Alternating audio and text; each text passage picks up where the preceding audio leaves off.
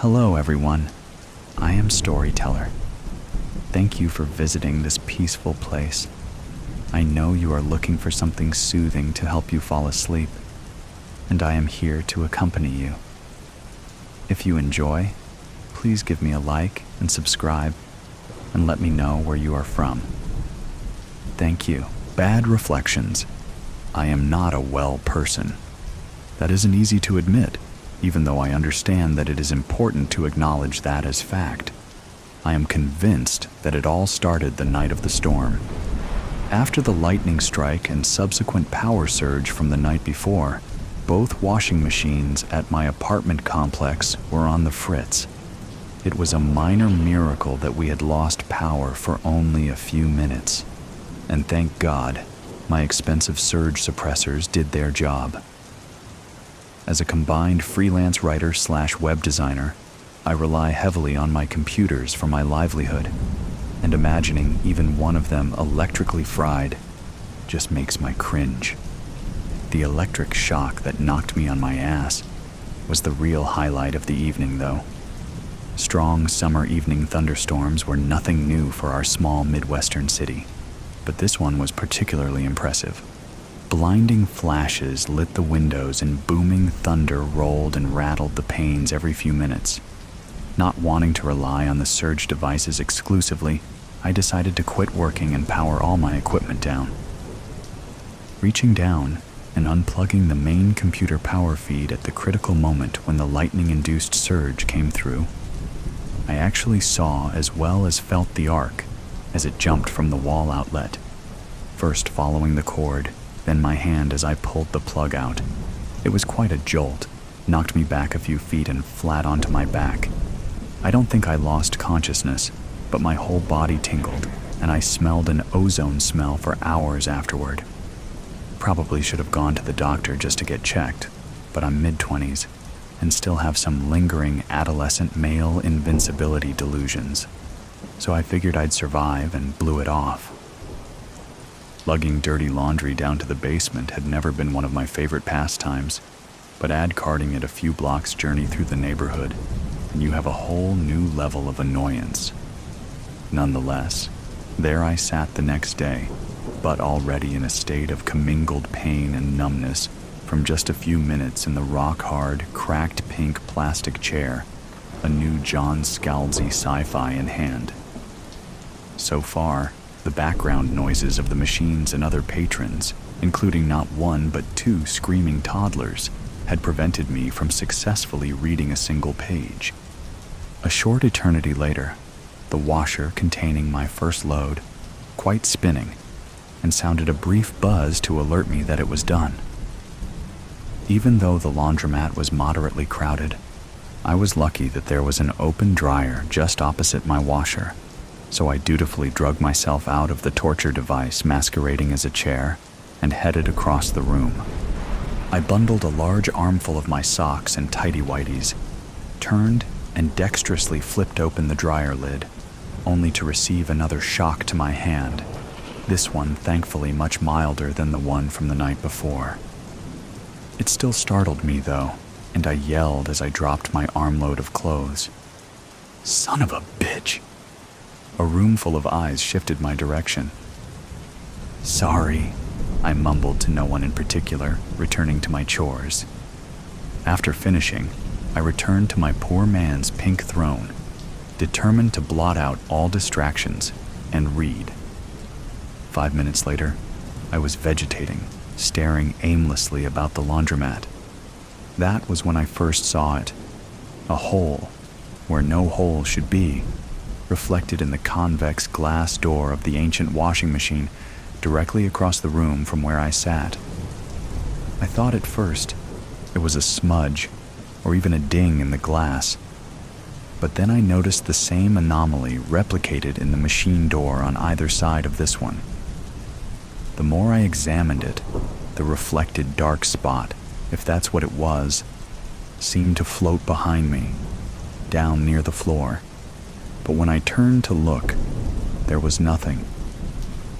Over the next few hours, I washed and dried 3 loads, returning to watch the spot in between each. If I looked closely enough, I thought I could see it moving ever so slightly, sort of swirling and undulating. There was a hypnotic effect to it, so much so that the mother of one of the screaming kids had to poke me to let me know my last load was done. Finally finished, I stuffed my clothes into a couple pillowcases that were serving as laundry bags and staggered blurry-eyed from the building. Once outside, my head somewhat cleared, and interest in my recent temporary fixation began to wane. My focus turned instead to contemplate the work that I was now seriously behind on, thanks to the storm and extended laundry duties as I headed for home. Walking up the steps to my building, momentarily fumbling for my keys, I caught sight of my reflection in one of the glass windows that outlined the main doorway, and I froze. The spot, or whatever the damn thing actually was, had somehow followed me. I stared in confusion. It didn't seem possible, yet there it was unmistakably in the reflection, hovering in the same vicinity behind me and just above the ground, like it had appeared before. I spun my head around, and just like before, there was nothing to be seen behind me. Against my better judgment, I spun my attention back to examine the reflection in the window. The spot was indeed there, but it had changed. While I had been walking home, it had grown larger and had begun to emit flashes of light from its swirling center. Just a speck appearing here and there, briefly shining through before the undulating mass rolled and blotted it out again. And along with the reflection, there was now an accompanying sound, a faint tinkling, like a set of wind chimes coming from the direction of the spot. Unlike chimes, though, that came and went randomly with the wind, these played a melodic tune. Their cadence captured my attention, the rhythm lulling me into a trance. I listened, and I stared. For how long, I couldn't say. With some effort, I pulled my gaze away from the window and the spot, focusing down on my now clenched hands. The chimes cut off cleanly as the spot slipped from my peripheral vision. Fear replaced my confusion. I quickly unlocked the door and hurried inside, my heart pounding out a trip hammer beat. I needed to get to my apartment, but avoid anything reflective along the way. The elevator was out of the question, so I kept my head down and headed for the stairs. The stairway provided temporary safety, with its dingy, concrete steps and unadorned walls. My apartment was on the 3rd floor. As I climbed, I began to inventory the hazards that still awaited me. Once inside my own door, there lurked a multitude of windows, pictures, and mirrors, both big and small. TVs, appliances, and even my computers, and all had to be avoided. I reached my door without incident and took a few moments to calm my nerves. As I waited, I couldn't help questioning the reality of what I thought had just happened. Was I really cowering outside my own door, in the hallway I had traversed countless times, afraid of seeing some malevolent object in anything reflective? I tried to tell myself that this was foolishness, akin to a kid afraid of the dark for no apparent reason other than it wasn't light. Or was there a better explanation? The shock during the storm.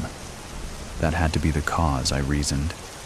Maybe some brain damage, not much, but enough to make me see spots and floating objects that weren't really there, and hear things that weren't there either. Why not? I had not quite, but almost convinced myself that this could all be rationally explained. I still wasn't ready to raise my line of sight above floor level, but I entered the apartment much calmer than I had been only moments before. I thought about the little kid me again, afraid of the dark, and remembered walking through the house turning on all the lights, telling myself that even though I wasn't really afraid, the lights were just a harmless precaution. With that as my mindset, I retrieved a handful of towels and blankets and proceeded through my apartment, covertly covering anything reflective as I went. Collapsing at my desk, having covered my monitors with a sheet, I started theorizing how I could live like this until I could get to a doctor for help. I rationalized, even if the spot wasn't real, I still had to deal with its effects until I could be assured that it was gone. As I was ticking off tasks needed to stay functional, disable monitor screensavers, figure out how to go out in public, maybe wear a hoodie with the strings pulled tight to minimize my field of view, my phone rang. I reflexively reached for it out of habit and had just enough time to register that it was my mom calling before I saw it again, reflected in the dark glass of my cell phone.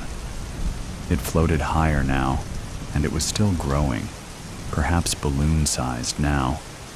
I could see variation in colors, shades of gray to black, swirling and heaving in rippling folds. The flashes of light had increased their brightness, still appearing briefly in the dark mass before being reconsumed. The chimes returned as well, grabbing my attention so completely that answering my mother's call was beyond my capabilities.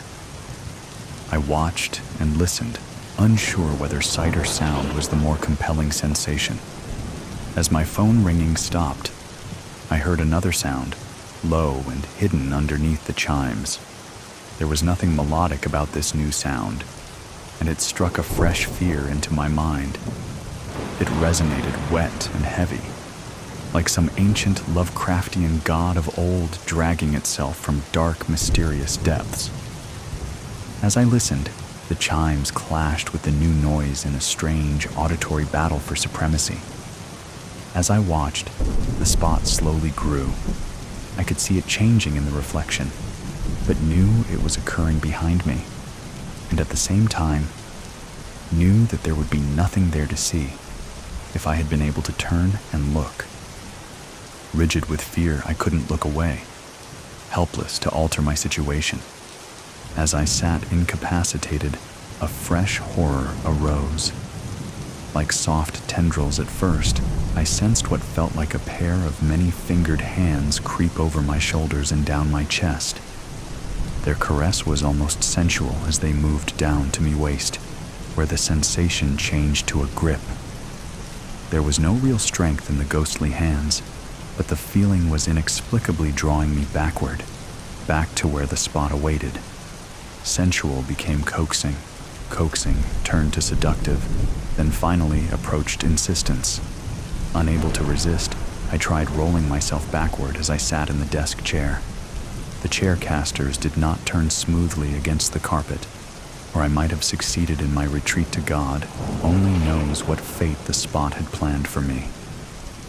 As I flexed my legs to overcome the drag of the carpet, my loving yet meddlesome mother came to my rescue.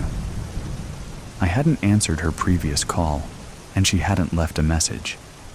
Her routine in such situations was to wait 10 minutes and call again, using the time to compose an appropriately thoughtful, yet guilt-inducing message to leave. The phone chirped loudly in my hand, enough to startle me and cause me to drop it. Luck being on my side for once in my life, it landed screen down. I pulled a slew of papers, coasters, and even a dirty plate off my desk, whatever was within reach, to cover it. The onslaught had ceased in a flash. I spent the rest of that night living like a blind man. I tied a shirt around my head for a blindfold and wore it constantly, not trusting myself to just keep my eyes closed. Somehow, with face recognition and Siri's help, I managed to call and check the hours for the urgent care facility a few blocks away, my plan being to arrive as the doors opened in the morning. After inexplicably getting a few hours sleep, mostly from exhaustion, and having neither eaten nor showered since the previous morning, I found myself contemplating just how best to navigate walking the 6 blocks to the doctor. I couldn't very well walk down the street blindfolded, so I had employed my hoodie idea. with the opening pulled down to just an unnerving few square inches, I ventured out. Other than sideswiping a garbage can and nearly colliding with a couple of emerging coffee shop patrons, my tunnel vision trek was proceeding without any serious issues until I needed to cross the main road. So far, I had only encountered side street intersections with little to no traffic at this hour, but the medical facility was on the opposite side of the 4-lane. As I waited at the light, head down and listening for the chirping noise that told me it was safe to cross, I reassuringly told myself that I was going to make it, that the doctor would scan my head, prescribe a pill, or send me to some specialist who would know exactly how to cure what ailed me. Having made it this far unscathed, I was feeling just a sliver of optimism as the chirp came, and I stepped into the street. I may have been distracted, or it may have made no difference. I heard a motor racing, just a bit, to my right. Nothing particularly menacing, but enough to draw my attention. Just like answering the phone, I instinctively looked up ever so slightly to assure myself that I wasn't about to be run over, and there it was. A spotlessly clean storefront window, advertising the coming fall fashions. Spotless, that is, except for the spot I had been avoiding. The result was instantaneous. The ethereal chimes and fearsome dragging sounds, the forceful groping fingers upon my chest, urging me backward, and the sight of the ever-growing, surging spot itself, all manifested collectively. Reflected in the glass, the spot now loomed, grown larger than me. Its depths beckoned, its darkness seductive. I stopped, then reversed direction in the crosswalk, shuffling backward toward the maw of the thing that had been pursuing me. I was a part of the reflection this time, and I watched as my fate unfolded behind me. The flashing lights became blue-white arcs, dancing wildly just behind me, reaching out to welcome me or strike me dead, I knew not which, when a delivery truck pulled to the stoplight and blocked the window from my view. Released, I collapsed. Horns blared, onlookers undoubtedly gawked, and a young girl actually stepped up and asked me if I needed help. I ignored them all, abandoning my optimistic hopes for a medical miracle cure. I staggered to my feet, pulled my hoodie strings tighter, and ran. I desperately wanted to run away, but how can you run away from a reflection? From an entity that follows you always? So I ran toward something, or rather somewhere. I ran blindly to the laundromat.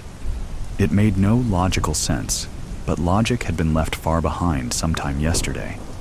As I had laid awake last night, my mind had reeled through scenarios, causes, and plans for what had been happening. The doctor had remained as Plan A. My Plan B made no sense whatsoever, but it flowed forward like a lifeline as I ran. Miraculously, I arrived at the laundromat without being run over or seeing another reflection. The laundromat hadn't opened yet, but that wasn't going to deter me. I pried the painted metal top off a public trash can, and with my eyes closed, beat it against the front window until it shattered. I carefully crawled through and headed for the door in the rear of the building, marked Employees Only. It was thankfully unlocked.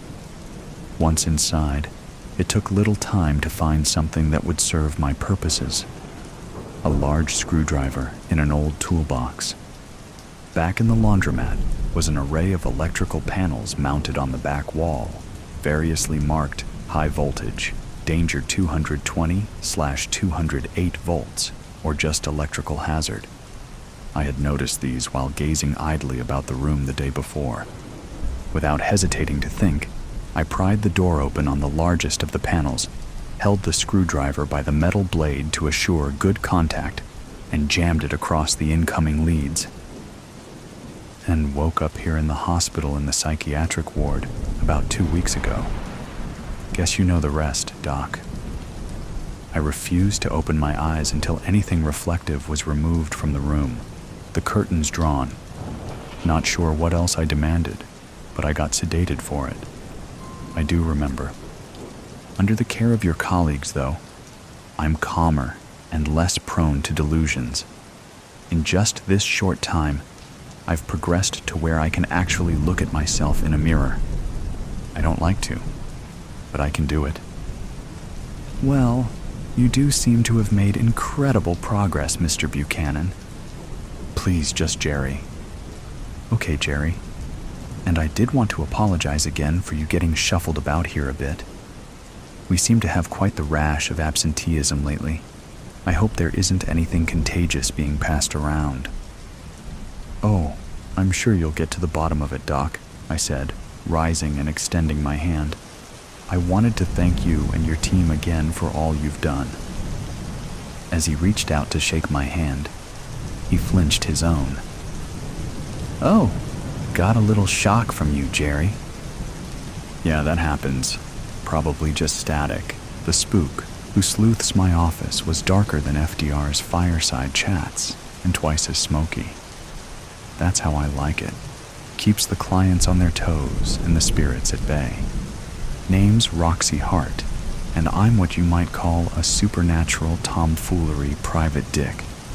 Some folks get their knickers in a twist over that last word, but in my line of work, you gotta call a spade and a detective a dick.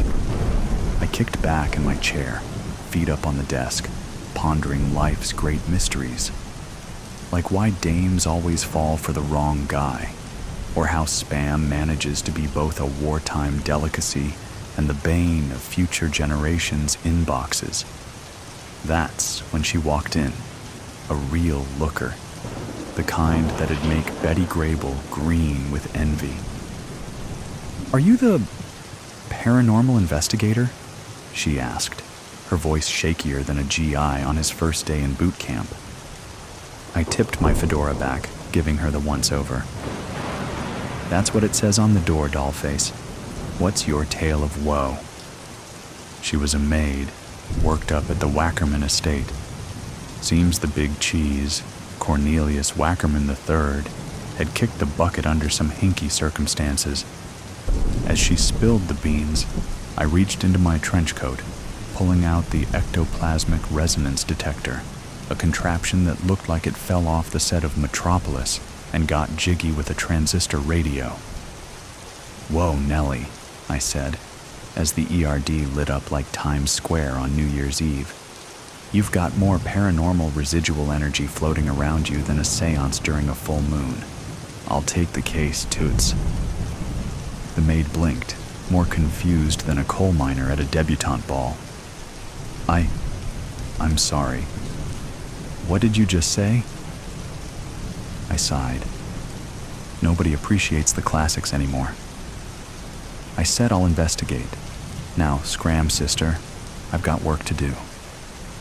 As she hightailed it out of here, I gathered my gear and weapon of choice. The spectral spook zapper, patent pending. I slid it into my left inside coat pocket, right next to the lucky rabbit's foot I'd lifted off a less than lucky leprechaun way back in 47. I adjusted my tie, straightened my hat, and headed out to face the music. The Wackerman estate loomed ahead like the devil's own summer cottage. As I approached, a chill ran down my spine, colder than a G-man's stare. This joint was surely more haunted than my high school reputation after that unfortunate incident with the principal's toupee and a jar of molasses.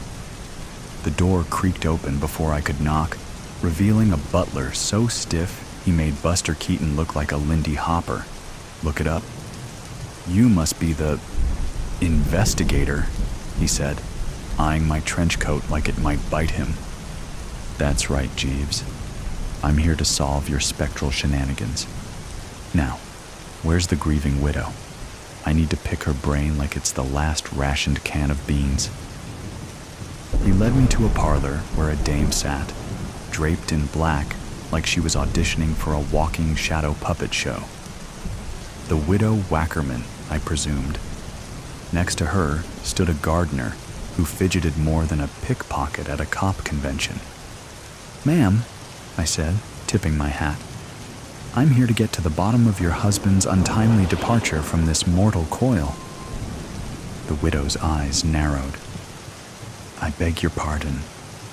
Are you quite all right, Miss Hart, Roxy Hart, and I'm as right as rain on a duck's back, sugar. Now, let's get down to brass tacks. What's the skinny on old Cornelius's last night on Earth?" Before she could answer, a vase floated by. Casual as you please. As the vase left the room under its own power, the gardener yelped like he'd just seen Rita Hayworth in the flesh. I smirked, reaching into my coat. Well, well, well. Looks like this shindig's about to get interesting. Hold on to your Homburgs and pillbox hats, ladies and gents. Roxy Hart's on the case, and we're gonna paint the town red, or maybe ectoplasm green. From the parlor, I drifted down the hall into the dead guy's study. My gumshoes quieter than a Nazi spy at an Allied command post. The room, swankier than a Hollywood big shot's ego, held more books than the Library of Congress after a shopping spree. "All right, let's see what my little friends have to say about this joint," I said, muttering and whipping out the ethereal essence evaluator. It looked like a love child between a Geiger counter and a waffle iron, but it could sniff out evil spirits faster than a bloodhound on a catnip bender. The EEE started clicking like a tap-dancing telegram operator. "Well, well, well," I drawled. "Looks like old Corny was into some hinky business. More nefarious vitality here than a ghost's laundromat." As I poked around, the widow Wackerman slunk in, looking like she'd just lost a staring contest with Medusa. "Have you found anything, Miss Hart?" I targeted her with a look that could strip paint. "Listen, sugar, I'm gonna level with you. Your hubby was dabbling in some dark arts darker than a black market coffee bean. Care to spill the giggle water on that?" She blinked like a burlesque dancer under a spotlight. I'm not sure I understand your vernacular, Miss Hart. Are you implying Cornelius was involved in the occult? Bingo, doll face. Give the lady a cigar and a one-way ticket to the Copacabana. I paused, cocking an ear. Did you hear that?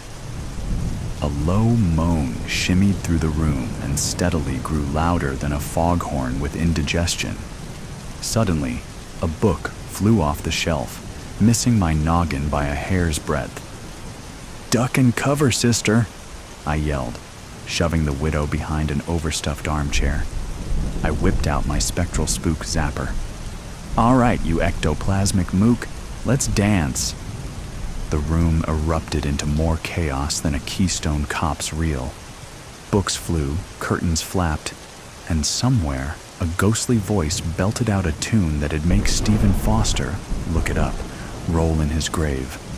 I blasted left and right, my zapper illuminating the place like the searchlights at Alcatraz during a prison break. "Take that, you translucent troublemaker," I hollered, nailing a particularly nasty wraith. It vanished with a pop, a whimper, and a puff of green smoke, leaving behind a stink that reeked like burned toast and regret. As the dust settled, I turned to the widow, who was peeking out from behind the chair like a groundhog with stage fright. "Your house has more spirits than a speakeasy on Saturday night, Mrs. W. You mind telling me what your husband was up to?" She flapped her gums faster than a gossip columnist with a spicy scoop. Turns out, Cornelius had been trying to summon some big bad from the great beyond, looking to strike a deal for power and wealth. Classic mistake. You'd think these rich types would learn, but they always want more. I needed more hot poop, so I cornered the butler in the kitchen. He was stiffer than a starched collar in January, but I could see the sweat beading on his upper lip. "All right, Jeeves," I said, leaning in close. "Time to sing like a canary at the Met." What do you know about the boss's late-night activities?" He gulped, his Adam's apple doing the jitterbug. I'm sure I don't know what you mean, Miss Hart." I smiled, all teeth and moxie. "Come off it, buddy. I've seen more convincing acts in a high school production of Hamlet. Spill it, or I'll have my friend here do some redecorating." I patted my zapper meaningfully. The butler's resolve crumbled faster than a sandcastle in a tsunami. He babbled about secret meetings, strange chants, and a final ritual that went sideways. Corny had bitten off more than he could chew, and whatever he summoned had bitten back. Armed with this info, I headed to the basement. If this was a horror movie, the audience would be screaming at me not to go down those stairs. But hey, a dame's gotta do what a dame's gotta do. The basement was darker than a Mickey Finn's intentions, and twice as disorienting. My ectoplasmic resonance detector was going haywire, its needle spinning like a drunken ballerina. Come out, wherever you are," I called, voice echoing in the gloom. "Let's have a little chat, mano a monster." That's when it appeared. A shape darker than a moonless night, with more tentacles than an octopus family reunion. It roared, a sound that'd make Sinatra lose his voice in envy. I stumbled back, fumbling for my zapper. "Well, ain't you uglier than a bulldog chewing a wasp? Let's see how you like a taste of Roxy Hart's special sauce." I fired, the zapper's beam flooding the underground hideaway with more light than a night raid over Berlin. The creature howled, tentacles flailing. For a moment, I thought I had it on the ropes, but one of those slimy appendages knocked the zapper from my hand, sending it skittering across the floor. The monster loomed over me, its maw gaping like the entrance to the underworld's least welcoming honky-tonk.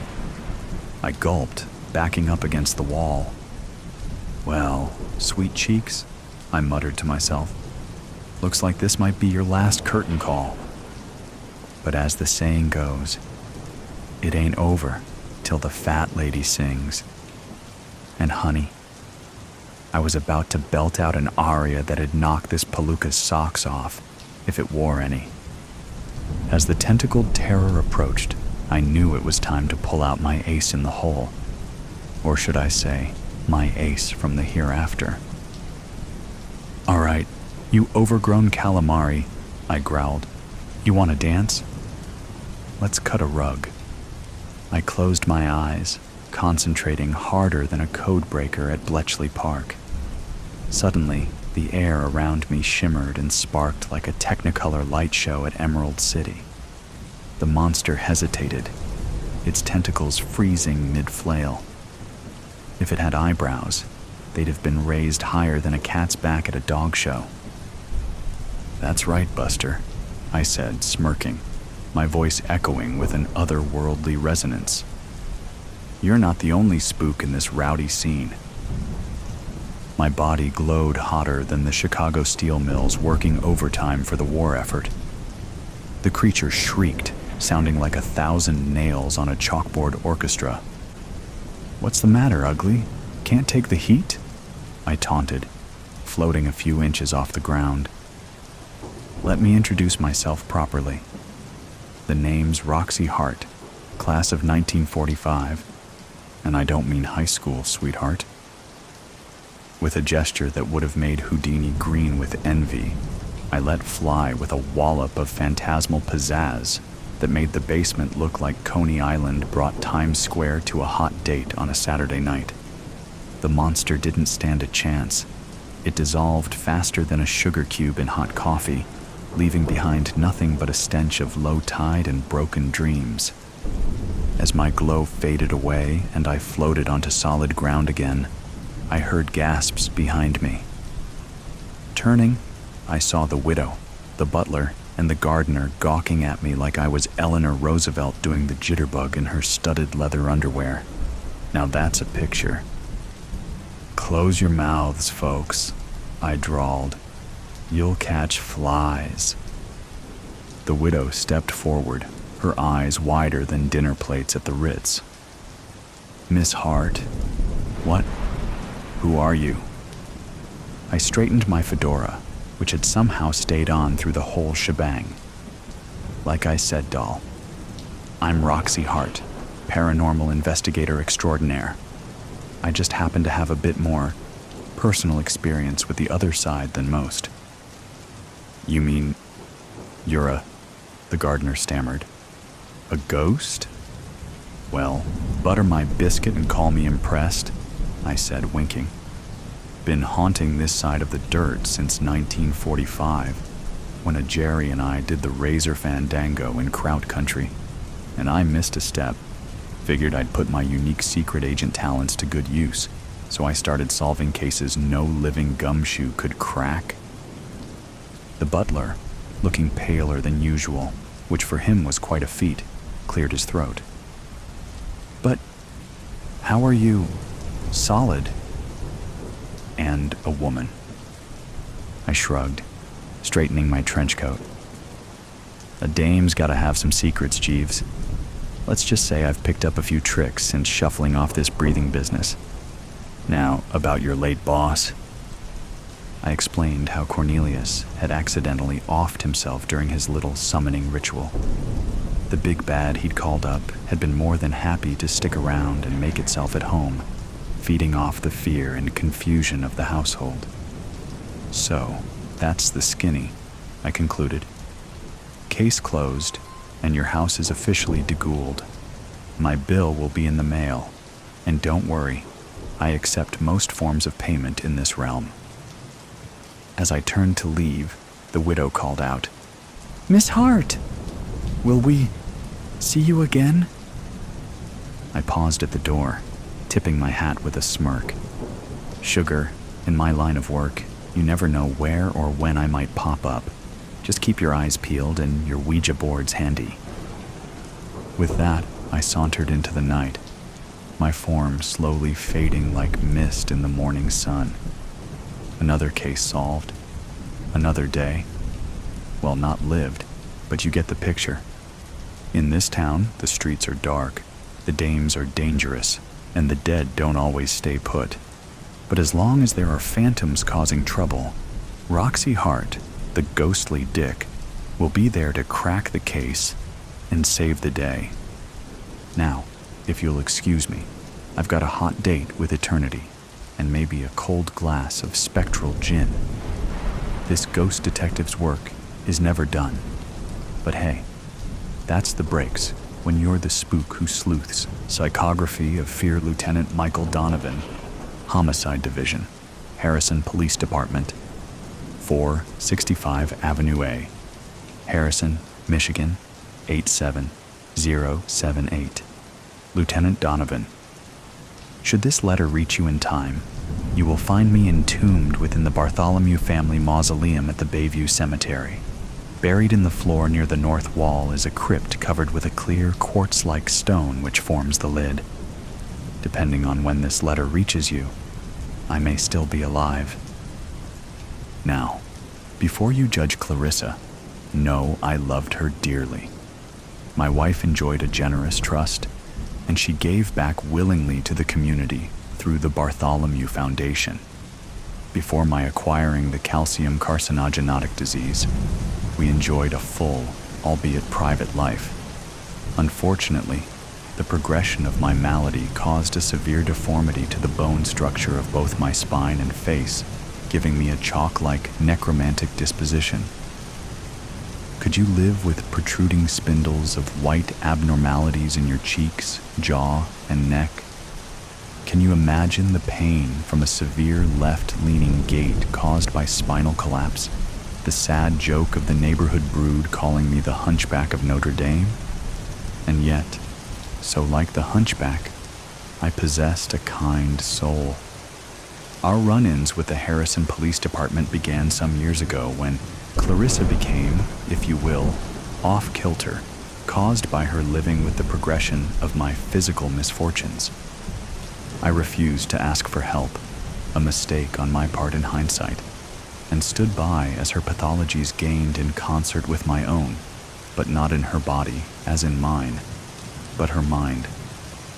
She became obsessed with the belief that by experiencing fear, a euphoric state could be obtained when adrenaline and stress hormones within the amygdala of her brain spiked. She believed the exhilaration generated in her psychosis came from beyond the realm of human awareness. Who can argue? I catered to her delusions. She demanded I accompany her as she drove our Porsche up the mountain. Dome overpass at enough speed to frankly terrify us both. She screaming wide-eyed with delight, me praying for it to all end. White fists on the dash, while the lights and sirens of the department pursued us. Later, Clarissa insisted her fear level dissipated too quickly and wasn't nearly enough in intensity to achieve the arousal she desired. So next, we tried drowning. While holding her head beneath the emerald lily pads I loved so dearly, her body thrashed, the water churning with her panicked kicking, her clawing at my bleeding forearms. But again, it was not enough. Rising from my release, sputtering and choking, she soon screamed at me for holding back, claiming me weak. She needed an extended fear episode, and she needed a higher level. She needed not fear, but terror, and for a long time. What could achieve this? I'll let Clarissa describe the effect achieved from her own diary. May 1st, 2024. I know it's wrong. It makes no sense to speed recklessly, to drown yourself to near death, to lie in desperation for rescue in a grave. And yet, what is the harm? I am not hurting another soul. Henry is helping me. My poor malformed Henry, you dear. May 5th, 2024. Even now, I relive the event in my mind as a dream. It's at night, and Henry and I enter black iron gates. The sign, Bayview Cemetery, creaks in the dream as the wind rises. It must be fall as brown leaves tumble ahead of us. We soon find the Bartholomew Mausoleum. Henry turns the key in the oak-timbered door, but he must throw his shoulder to force it open, each thrust causing another scrape against the marble pedestal of the entry, the moon glistening on the white rock. We enter, and the odor of dust raises my adrenaline, my heart rate. Fear rises up my back, a tickling sensuality. Should we have brought a flashlight? We're idiots not to bring a light. My iPhone. I fumble with the app. Henry has brought a crowbar from the Porsche, and we pry open the lid of my parents' crypt. It takes both our strength, but with a sound of heavy, clear quartz against granite, the 8-by-5-foot lid slides away. In the shaking light, the sightless eyes of my parents stare. I gasp as my breath is plucked from my chest. My bearded father is dressed to the nines in a rotting black tuxedo. My mother's white wedding dress is shredded by, I surmise, tunneling incubuses. My parents are shriveled, dry, and dead. How long? 5 years. I ask Henry to help me lie on my parents' bodies and feel the lumping softness on my back, down the back of my bare legs. I should have worn trousers. My long-ago mother's embrace holds me as I settle in. I still feel her love. Is this possible? There is a rush up my back, the tingling of nerves. Slide the lid closed, Henry, I say, peering up at him. Take my iPhone, please. Are you sure? He asks. Number, give it back. He smiles and hands down the phone, slides the lid closed, and leaves. Pitch black arrives when the mausoleum door echoes closed. No more Henry. I am now immersed in the intimacy of death. My hands push up on the slick quartz lid inches from my face. Turning on the iPhone, I strain to look and see the phone is nearly out of power. There are no service bars. Setting the phone on my chest, the light goes out. A guttural hack from my throat. Retapping the phone gets the screen light to come back on. The quartz lid of the casket on my fingers is cool, smooth, and unyielding. Pushing with all my strength, I try to raise it, slide it. It does not yield. I cannot move my head more than a few inches. I try to turn my body to get more comfortable, but can't. I lift my foot, and it hits the bottom of the lid with just inches to spare. I know cortisol and adrenaline are being released into my body because my chest is pounding, and I can't hold a thought. I am grabbing the pieces of my mind as if each thought is a stray cat, uncontrollable and desperately yowling. My mouth quivers with a bitter, foreign, metallic taste permeating the back of my throat. I know a fight-or-flight response is triggering panic. I'm hyperventilating, breathing gutturally, panicking, and almost out of my mind in terror. The breaking point comes when a slither crosses my bare ankle. This is not an insect. It has weight. It is slick, moist, and warm. Where is Henry? Please God, where is he? I take deep breaths. This works to calm me and then doesn't. My heart beats in pain, a heart attack. 30. You're too young. You're too young. Hold on a little longer. But I don't get a grip, and I can't move. The movement beneath me rustles. It slithers. My God, what the hell is it? My parents are grabbing me with their bony fingers, and I can't take it anymore. Where's Henry? Henry? I call. I scream. Henry! I'm ready, Henry! For God's sake, slide open the lid. My phone goes out, and in the black of my mind, I try to die to end this. I reach for the phone by my side, and my fingers slide into the sticky torso of my father's corpse. I strangely remember his chicken pot pie with the crust. My heart is trying to break out of my chest, and I'm dying from lack of air. Beneath me, my mother whispers. She says, "Go, go, go. You can go. You are at a place outside of your body, your mind, your very essence. Join us." Finally, it stops. The anxiety and fear just stop, and I am in space, and I can see thousands, no, millions of stars, and I am at rest. Is this death? Am I dead? No, I am not dead. I am at peace. I found it. I want to stay. The lid of the crypt scrapes against the granite once again, and there is Henry. He has a flashlight. You can read from my wife's diary entry, Lieutenant. Clarissa achieved an abnormal state of mind, chasing her terror as a need. After returning home, she told me the level of physical horror, the white blindness in her eyes, the searing intensity of impending death, the unknown of it ripping through her brain, wasn't enough. We talked late into the night. Let me give you the conversation as I remember it. I could go higher, she said.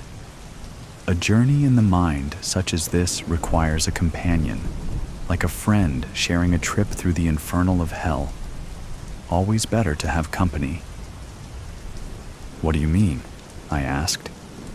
She explained she needed someone to join her in the crypt, to be bured in the crypt with no assurance of being saved. She needed to see and feel the companion's fear of the dark, his thrusting terror trying to open the unmovable lid after finding himself in the pungency of the grave. She had to know his fingers would discover a decaying flesh while probing beneath him. He needed to discover he was lying on a corpse that moves, that reaches, embraces. Only then would his body clamp down. Only then would his frightened gasps fill his lungs with the smell of death. Only then would he experience the agony of knowing he was dying. She needed to see and feel and take in this terror into her soul while she lay on top of the lid of the crypt, looking down through the clear quartz in the near pitch dark. His terror observed. Only then could she find nirvana, find peace. I poured my wife a glass of sherry. Where will we find such a man? I asked. Who would come willingly? No, not willingly, she said. We have broken no laws, no serious laws, I said. Even joining with your dead parents in their final place is not. In our own family mausoleum, she said. Exactly. In your family's own mausoleum. Is not a crime, she said, gesturing with her finger for me to drink up. Number not a crime, I said. What about you? She asked. Do you think you could reach the level of the horror I'm seeking while I wait for you? While I watch you from above? I slugged some sherry. Well, Do you love me? Of course, I said. Clarissa tilted her head ever so slightly. Maybe with a practice run you might feel better. After my wife slid shut the lid of the crypt the first time, I was enveloped in a dead silence. Immediately I gagged from an acidic smell of what could only be decaying flesh. With my nose inches from the quartz lid, I vomited on my chest, retching repeatedly. Lying in the black, sweating from nausea, I lost all sense of time. A minute could just as easily be an hour. The bodies beneath me shifted. I couldn't stop imagining there were rats crawling somewhere beneath me. The sides and floor of the grave had certainly rotted away, permitting the entry of any sort of burrowing creature. Clarissa would not permit a phone or flashlight. It hit me. Will she let me out? The inside of my head, my brain, started to freeze, to lock up. I couldn't remember my name or where I was. Like a tongue slurping the inside of my mouth, I searched for my memory. Where am I? And what's moving across my leg? I welcomed losing my mind, to be honest. I lay there in the dark, wanted to lose it faster. When Clarissa let me out, she was breathless and sweating. I felt embarrassed to see her so fevered, like I was a voyeur in her own fantasy, not mine to share. I looked away, ashamed, but there on the stoned lid of the crypt, a concupiscence of lust drove the two of us together, like the spike in a steel rail. Frankly, this was a sexuality so powerful, we became the closest we'd ever been, but there was no tenderness, only something primeval. When raised to the level of horror, an utmost horror, the kind where you feel your mind slip, when the awareness of who you are is sliding coldly down your throat, when you're gagging to hang on, I discovered joining another human being can be intoxicating beyond measure. The violence of the taking didn't matter. I was deformed now in body and spirit. We eventually settled on twice a week for our sessions, and this seemed sufficient to fulfill her maleficence, her craving. I admit to being trapped in the game, relishing the union, but we didn't talk anymore, living in silence between us. After some months of us living this game, you can imagine what I was thinking when I read her latest diary entry. October 31st, 2024. Henry is a true dear. How many husbands would go to the lengths he has to please his wife? But bless his heart, the deformities he is acquiring are more than one woman can stand. The other night he lay in bed next to me, thinking, I am sure, I was asleep, while he picked and pried out the bones protruding from his face. What loving wife would put up with this for long? But dare say I would. I love him. But my fetish, no, not fetish, but an overwhelming passion, an estrangement from him, is growing in me even as I write this. It seems all my power of will is lost to some foreign beast I have come to love more than my husband. This presence serves up in front of me a banquet full of the addictions of horror.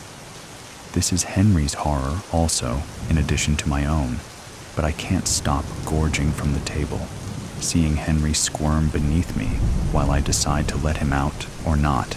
The raw power. Knowing he is experiencing his horror is too great a desire. It calls me, and I am helpless in its summons. Spoken words seem to gush forth from my mouth, not my own, ordering Henry to the crypt. Yet it's not me. If the arms that slide the lid of the grave are not my own, but some apparition, is it my fault? Can I be blamed? I think not. Number. For me to climb the summit of where this takes me, I must experience not mine, but Henry's ultimate arrival at the state of his horror, and yes, dear diary, his death. And so, Lieutenant, you might think I'm a fool to lay myself as if a sacrifice on a banquet table laid out upon the rancid corpses of my wife's parents. You might think I crave not love, but death, and you'd be right. You see, the processes of my disease have reached a frothing state of sheer agony. The angle of my repose leans so far as to twist my spine, as if from the blooded rags of a scullery maid. My internals have become only carrion for the hounds to gobble. I don't have long. I have a favor to ask. Perhaps the academies of police may offer you a deserved promotion should you solve the murder which I sense is forthcoming. My own. This letter serves as notice for each day when I rise before heading with Clarissa onto our sordid venture, the Bartholomew family mausoleum. I place the envelope containing this letter into my mailbox after the postman has arrived. When I hobble home after being released by my wife without venturing to a more paradisaical destination, I remove the envelope. With this letter in your capable hands, you know I did not return to the estate with Clarissa. I did not remove the envelope, and it was taken by the postman to reach you. If so, I have achieved my desire to trade pain for peace. I loved Clarissa. She was my dear wife, and I think you could say I have gone above and beyond to please her. But Clarissa, my dear wife, should not forgo the penalty of murder. She should pay the price. So go now. You may find me alive.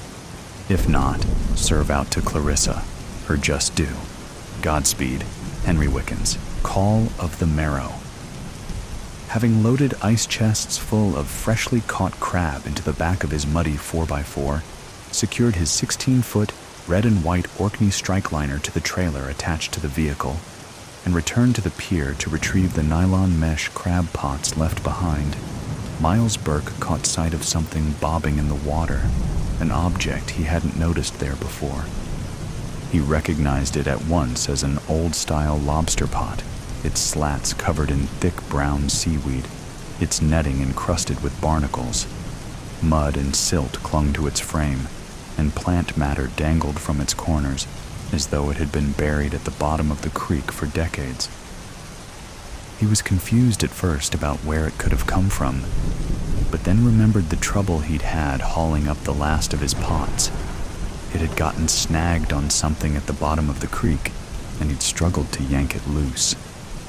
Maybe this Pirates of the Caribbean type relic had come loose too, then drifted ashore in the wake of his boat's churning engine. Whatever the case, he shrugged it off as insignificant following his initial fascination and busied himself stowing the rest of his gear.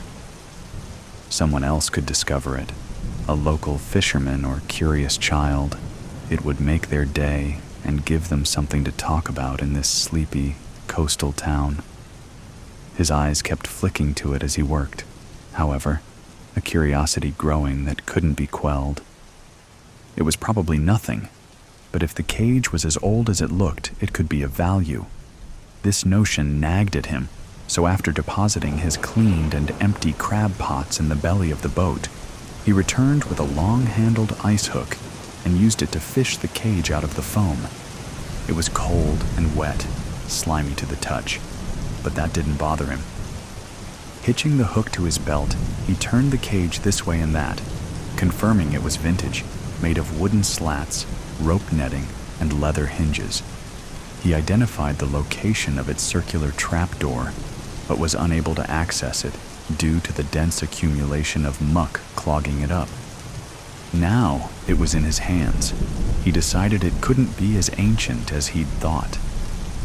the wood didn't smell or feel rotten. It had clearly been in the water a long time, and there was something inside. He could hear it slosh about when he shook it, but he couldn't find a chink in its algae armor to see what. Curiosity mounting, he held the cage tight against his chest and plunged the fingers of his free hand into the kelp. The fronds felt rubbery, springy, and refused to come away, instead seeming to hug the pot tighter. After a few moments, Miles became frustrated and glared at the brown stuff in annoyance. This was not how seaweed worked. The seagulls overhead seemed to agree. Circling restlessly, their shrill cries grew louder, more obnoxious, as though urging him to get the cage open and reveal its contents, or abandon it and leave it where it belonged. He winced beneath their barks, resisting the urge to tell them to shut up. Voices reached his ears, and he turned to see a pair of wizened old fogies in tweed flat caps and woolen jumpers making their way down towards the pier. He wasn't in the mood for small talk, so he hurried to the Land Rover, returning the ice hook to the boat as he passed. The cage was his now, as was whatever was within, and he didn't want to explain himself to locals. Placing the cage like a slumbering infant on the newspaper that occupied the passenger seat, he pulled his door shut and started the engine. Out of habit, he tapped the screen of his phone, which was clutched in the arms of a holder secured to the windscreen. 6 missed calls, 6 more on top of the 5 that morning. He didn't have to check to know they were from his wife, his father, his solicitor, all wanting to know where he was, what he was doing, when he was coming back to the circus his life had become. He'd come to Doonbeg to escape it, for one last indulgence of his favorite pastime before the strike liner. His pride and joy was taken away. One weekend on the water, fishing and hauling up crab, that's all he wanted. A chance to be free before it all fell apart. The noose had been tightening for weeks, finally forcing him to come clean to Kiara about the failed real estate projects he'd been hiding. The multiple mortgages, the unpaid contractors, the suing investors, forced him to admit it all in shame. The coastal resort he'd poured everything into, the one he thought would save his business, had collapsed before it could break ground. He'd stretched too far, betting that demand for luxury condos would return.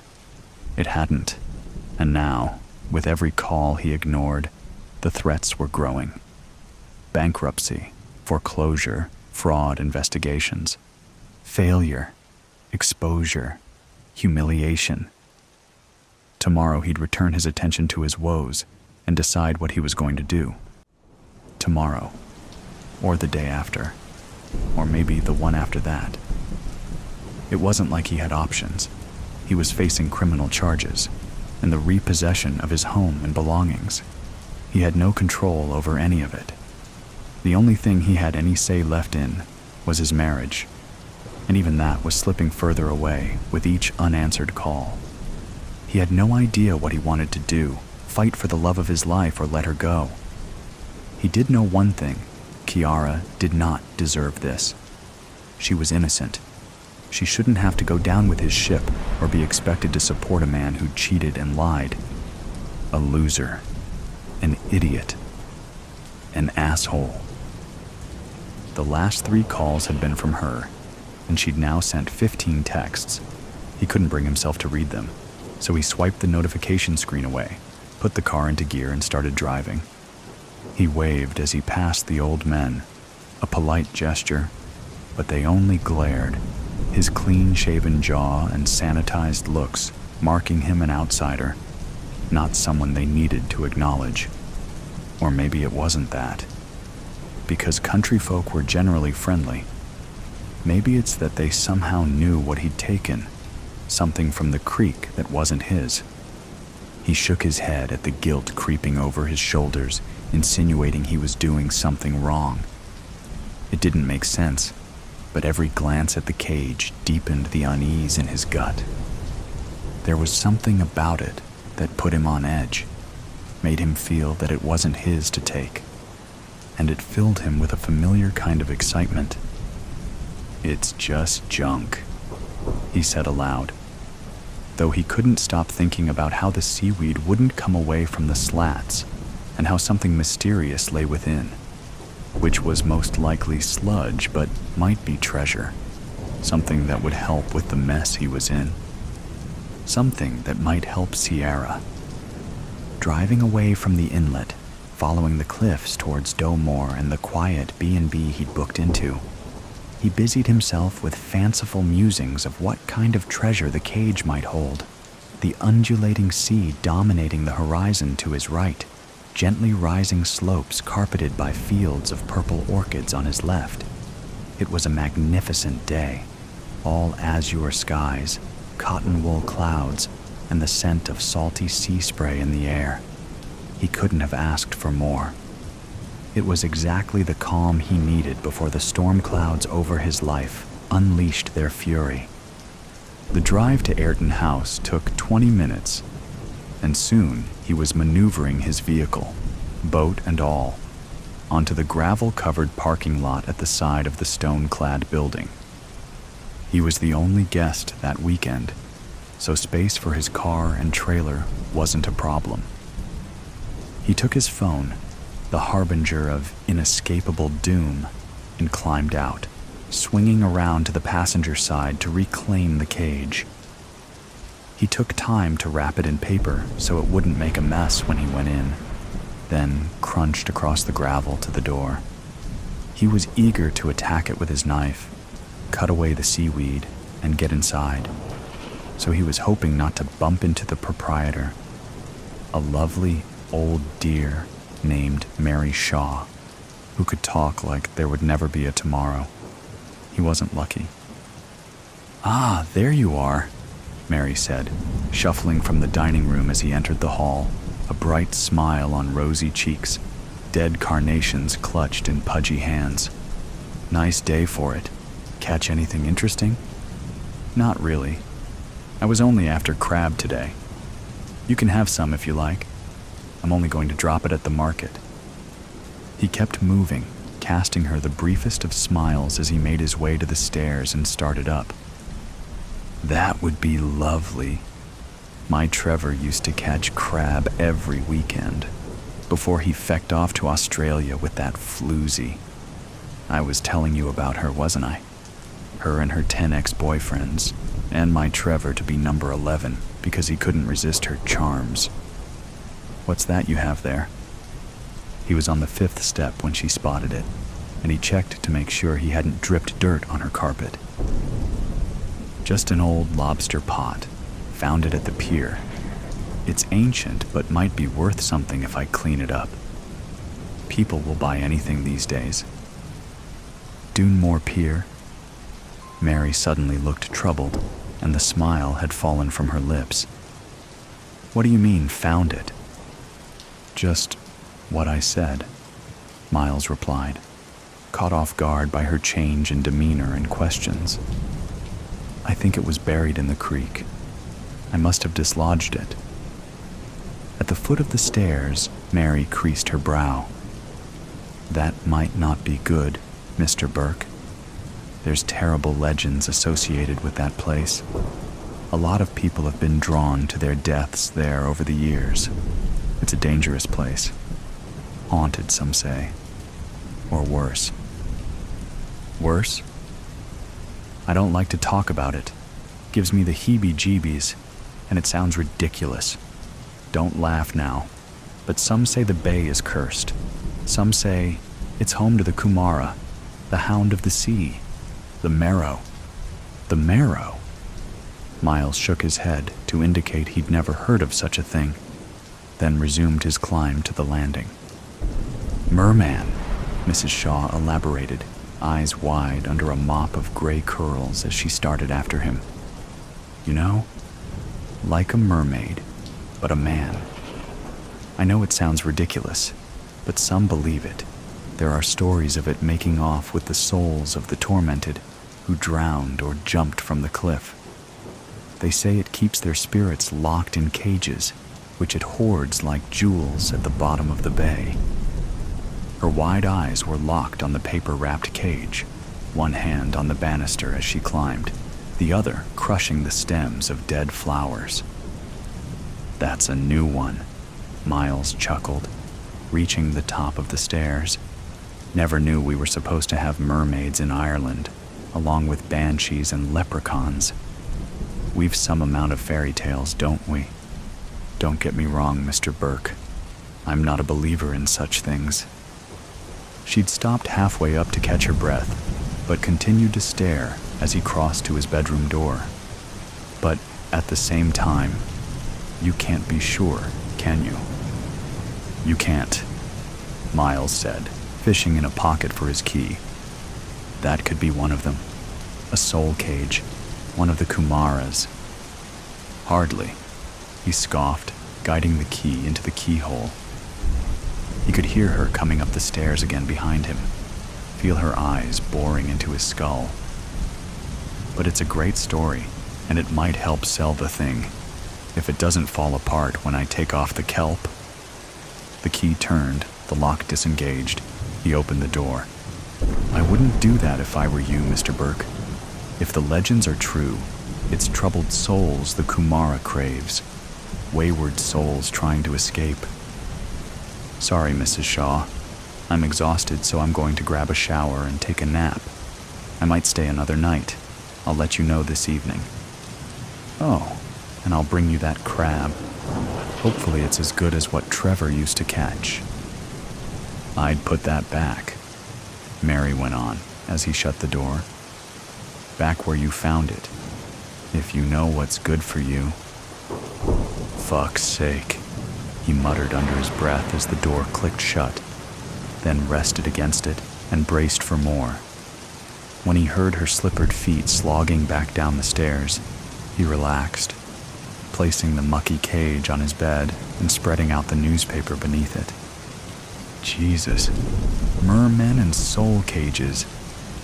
I've heard it all now. Better not be a box of bloody souls. I need something good. His heart was pounding, and he had that feeling again, that nervous exhilaration he got when doing something he shouldn't.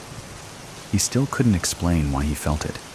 He wasn't gambling with his and Ciara's future, wasn't siphoning non-existent funds from account to account or cooking books. He was just messing with some shit he'd found in the surf. It was no big deal, at all.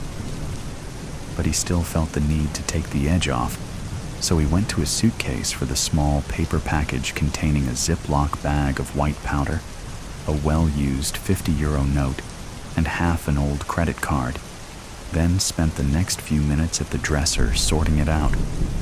Once satisfied, and having wiped some residue from his nose, he took the Swiss Army knife Ciara had given him for Christmas from a cargo pants pocket and prized out its largest blade. "For the man who has everything," he recalled her saying, and tears welled unbidden in his eyes. He'd had everything and never deserved it, never deserved her. He couldn't redeem himself now, even if the cage contained diamonds. But if he could make things right for her, that would give these last squandered years of his life some kind of meaning. And so, with a sharp inhalation, he knelt at the foot of the bed and started to saw. Almost immediately, he noticed it wasn't working. No matter how much he slashed, the seaweed refused to come away. He could see the blade slicing through fronds, watched them sever with his own eyes, but the slimy substance clung to the cage and refused to tear free. "What the hell?" He went at it harder, tightening his grip on the knife, jabbing its blade into the gelatinous sludge, stabbing, carving. "What is this?" And then the blade got jammed, and the knife's handle jerked out of his hand. "Damn it," he said, wiping a sweaty palm on his muddy pants before reaching to take back the knife, only to see it get sucked into the seaweed and disappear. "What?" It was sudden and noiseless, a subtle, casual motion that seemed almost normal. Miles moved his face closer, squinted to peer through the mulch, couldn't see in. "You're having a laugh." He sighed and poked his fingers into the mush where the knife disappeared. He couldn't feel it. He wriggled his fingers in further. The seaweed seemed to loosen around his hand. He twisted his wrist, and his fingers and thumb slipped inside. The seaweed seemed to shrivel up and tighten. His fingers got a hold of something solid. Then something solid got a hold of him, clamping around his hand and squeezing tight. "Miles Burke," a voice seemed to issue from within. "Ah!" Miles cried, hugging the cage to his chest and hopping to his feet. The thing on the inside pulled, and his hand slipped in up to the wrist. Miles Burke. Jesus. A strange sensation, like aggressive pins and needles, swept through him, starting in his hand and spreading fast, up into his arm, shoulder, face. "Get off." He maneuvered the cage with the arm it was stuck on, held it against his side with the other. He pulled, he tugged, he staggered around the room as he struggled, yelled and pitched forward when he felt something bite. He crashed into a wall, lifted his head, let his terrified gaze peer into a mirror.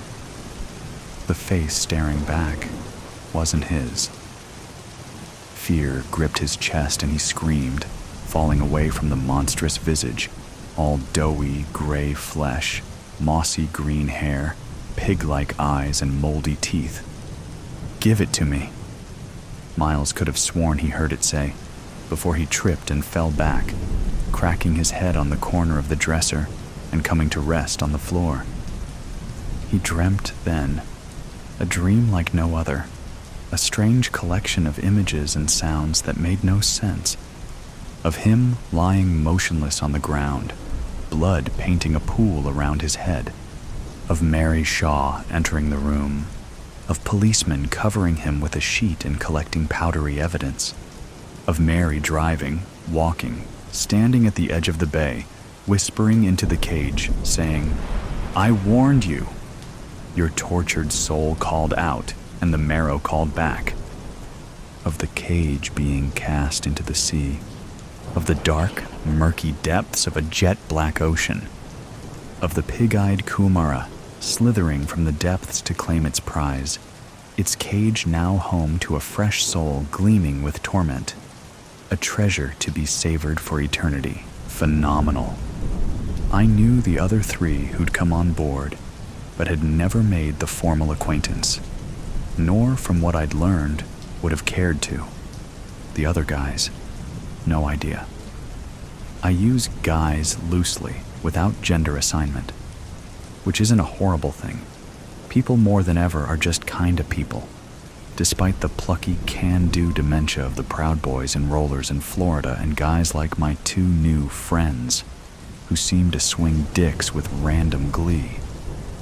Today's vast uncertainty liberates me from the subconscious rules of attraction or aggression and the traps and travails that result from getting it wrong or acting on the primordial.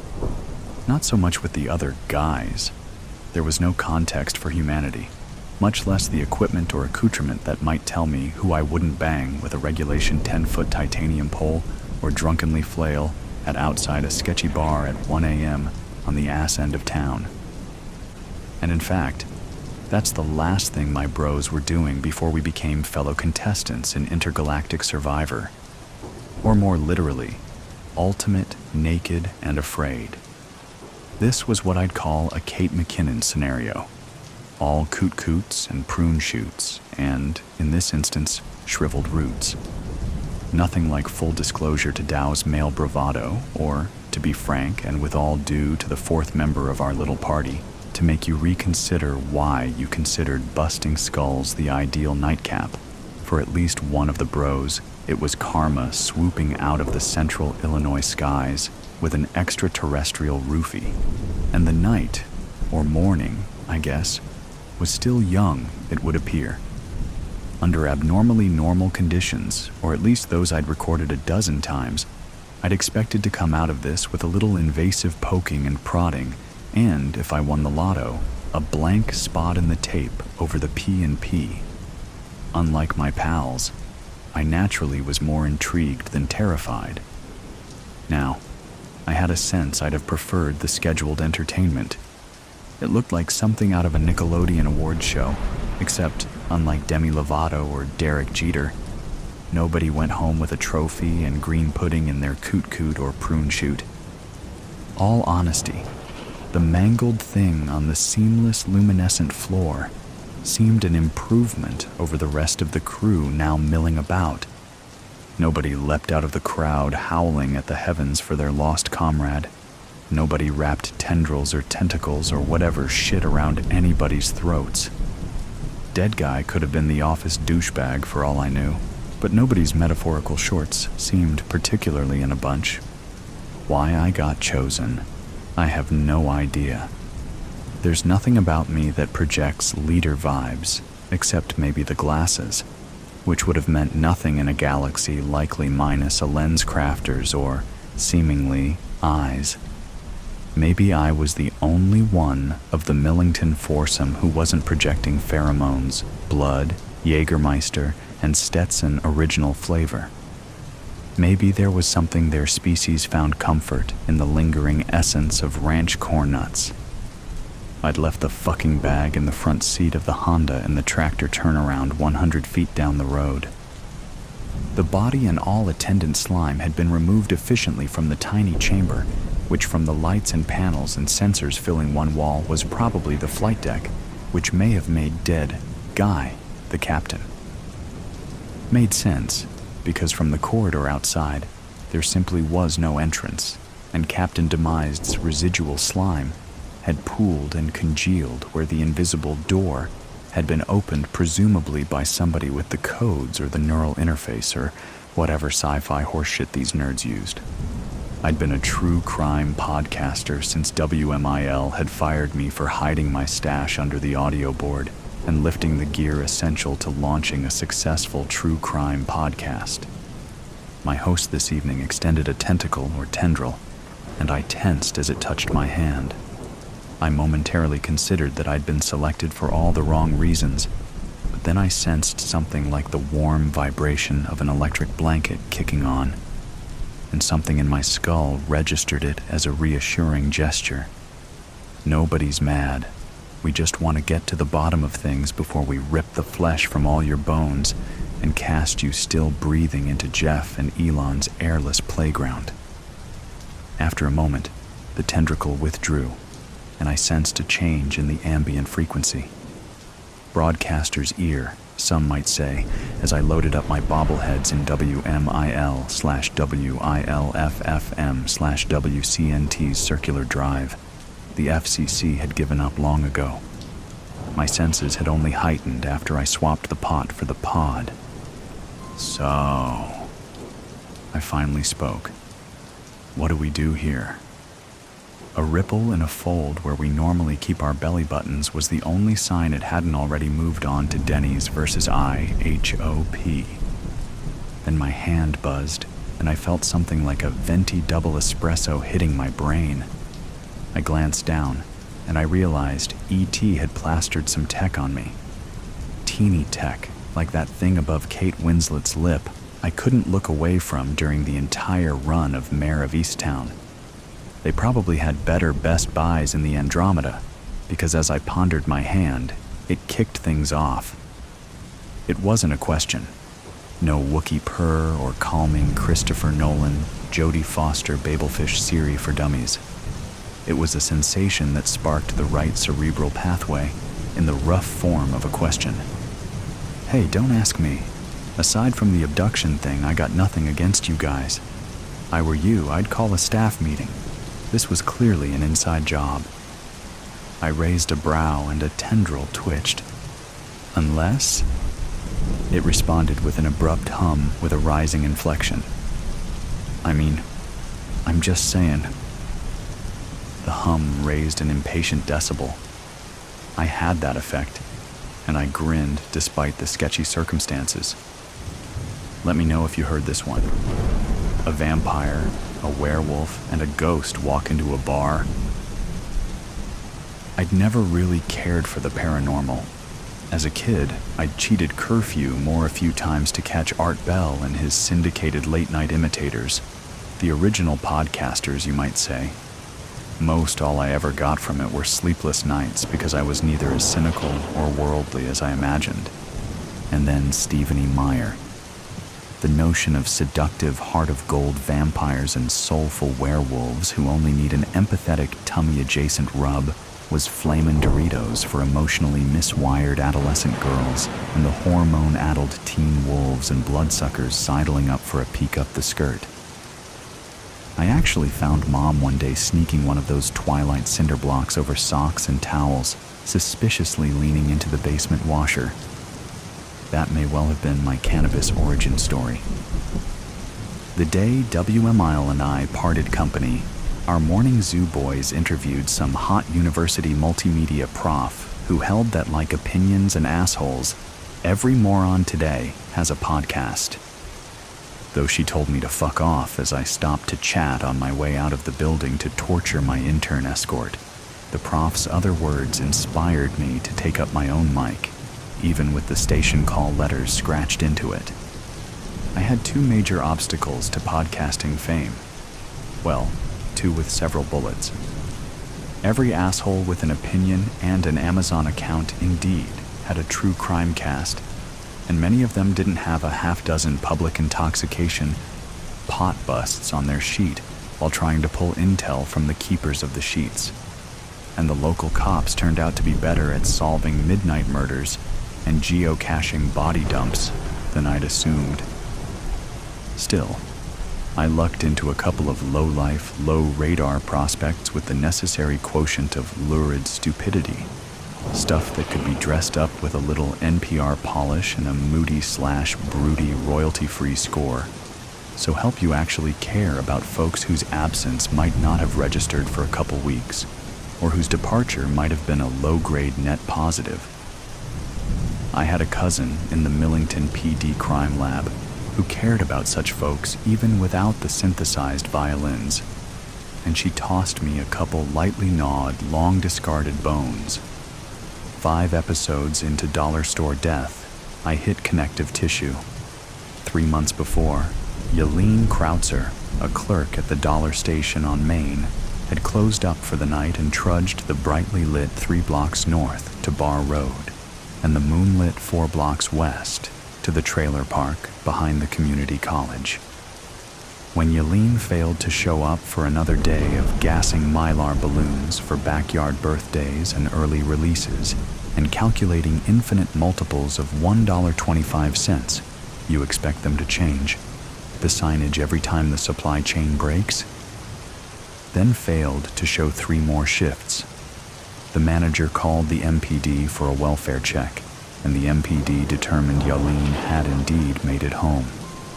Keys on the coffee, Mountain Dew table, screen unlatched with the storm door ajar to loudly let Judge Judy and Kelly Clarkson out, and a single streak of crusted blood on a couch pillow.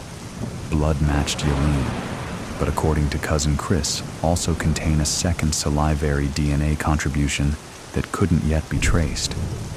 I'd seen Krautzer's Facebook wall and found it hard to buy anybody was slobbering over her, and given Yelene's known circle, that she was swapping blood for spit with anyone who didn't have ink or DNA on file with the MPD, the county, or the Pontiac or Joliet men's clubs. There was one more anomaly, as Chris put it. Canine hair on Krautzer's contaminated couch, breed unknown, or more likely a Heinz 57, but nowhere else on the slightly funky premises. The neighbors hadn't noticed any suitors around that or any other night, much less with a voyeuristic black lab mix in tow. But my sense was the ancient and self-medicated of Paradise Park were running on observational fumes. The Dollar Station crew testified Yelene enjoyed a lively sex life, if not precisely in those terms. 2 guys in particular haunted the station, hanging at Krautzer's register for near shifts at a time, creeping the clientele in irritable silence and binging energy drinks and paydays to keep the manager at bay. Jason Truitt looked something like what might happen to a lesser Jonas brother if Proactive ever went belly up and he made his rent under cars at the Lightning Lube a block up. Chad Salem had landed a Suh Wheat gig moving bongs and vape juice at the smoke shop between one of Millington's bustling new dispensaries and the Dunkin', which had seen a spike in wholesales and parking lot collisions with the neighborhood cannabis trade.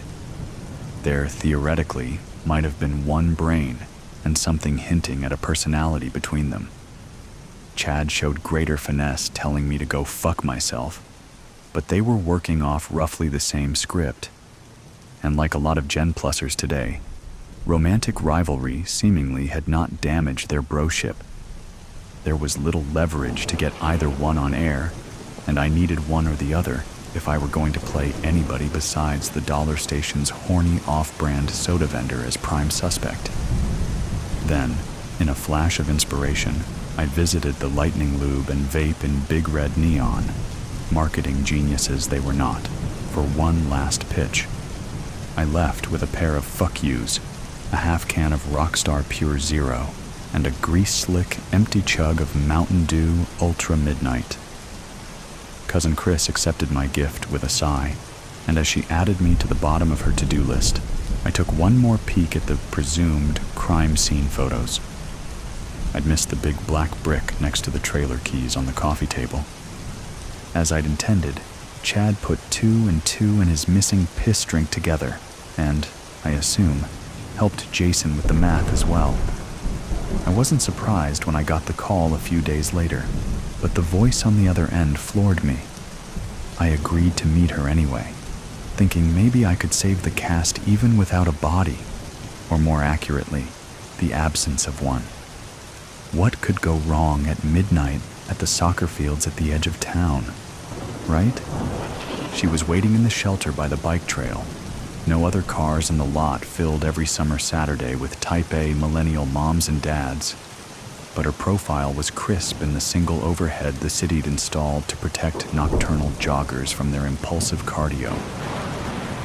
I got a little wary when I realized her rodent features were outlined in blue rather than municipal fluorescent orange, but I continued across the trampled, damp grass.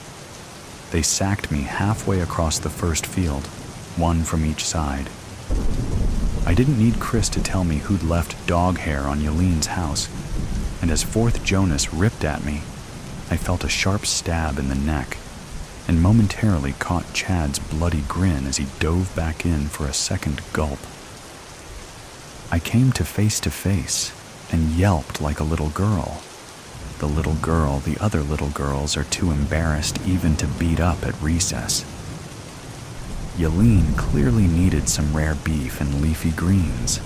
Her narrow face was pallid, juiceless, her eyes dead. Unlike Kristen Stewart, however, the washed-out eyes were somehow also penetrating and expressive, and Yelene was smiling broadly, if in that Anthony Hopkins way right before he dishes you up with beans and cheap wine.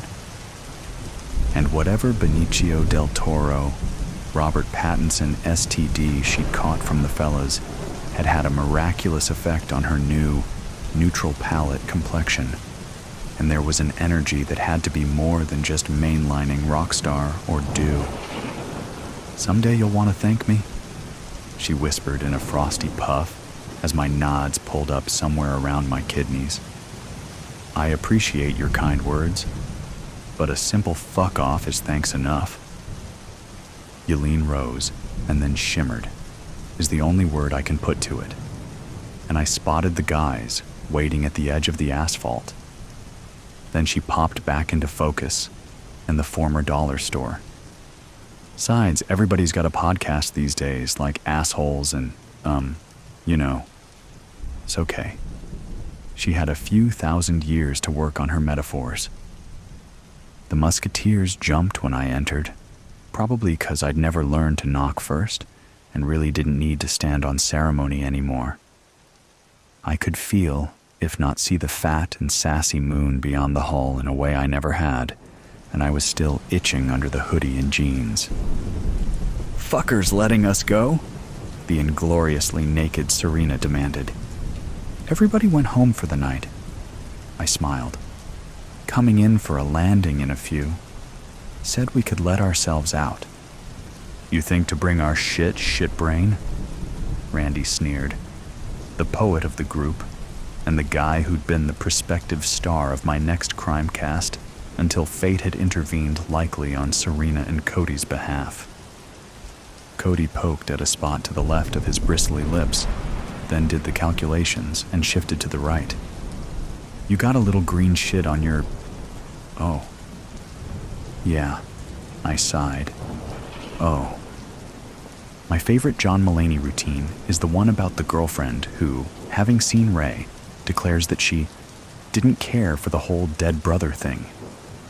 Neither did Ray Charles, Mulaney notes.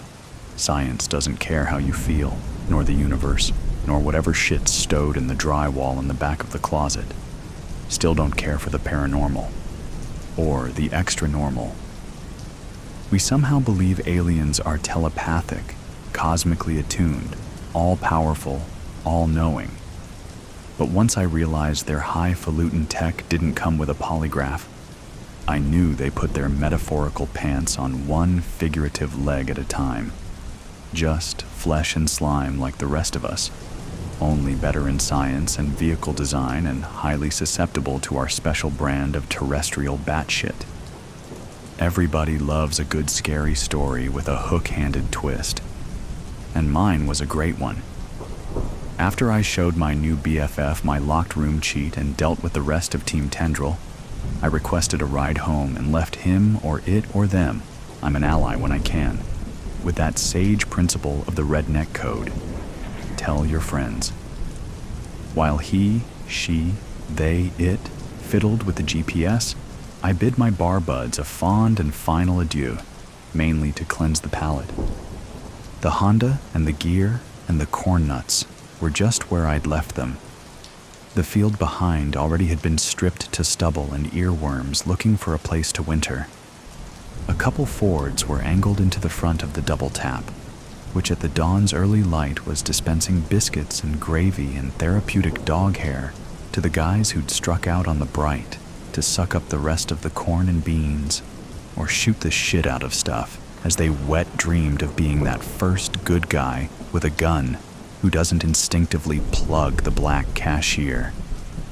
I was surprisingly still hangry, despite my impromptu feast, so I pulled it out of the turnaround and crunched into the gravel across East Millington. I noted for the first time the Tap folks had dressed things up for the holiday with one of those 20-foot skeletons decked out in no doubt handmade biker gear. A vampire, a werewolf, and a ghost walk into a bar. "Dude," the bartender called after I took a two-top as far from the Morning Fox crew moderating a literal farmer roundtable underneath. "You look like death warmed over. Rough night, huh?" Probably as good a punchline as I was ever going to come up with. A growing hunger. I don't remember how I died, but I remember the gnawing cold. A cold deeper than my bones that cut right into my soul. I was no longer myself when I awoke. I was only a husk of a man, something else entirely. The fire roared in the hearth. It was casting shadows on the wall that danced with a chaotic rhythm. No matter how intense the flame grew, I couldn't shake off the intensity that took over my body.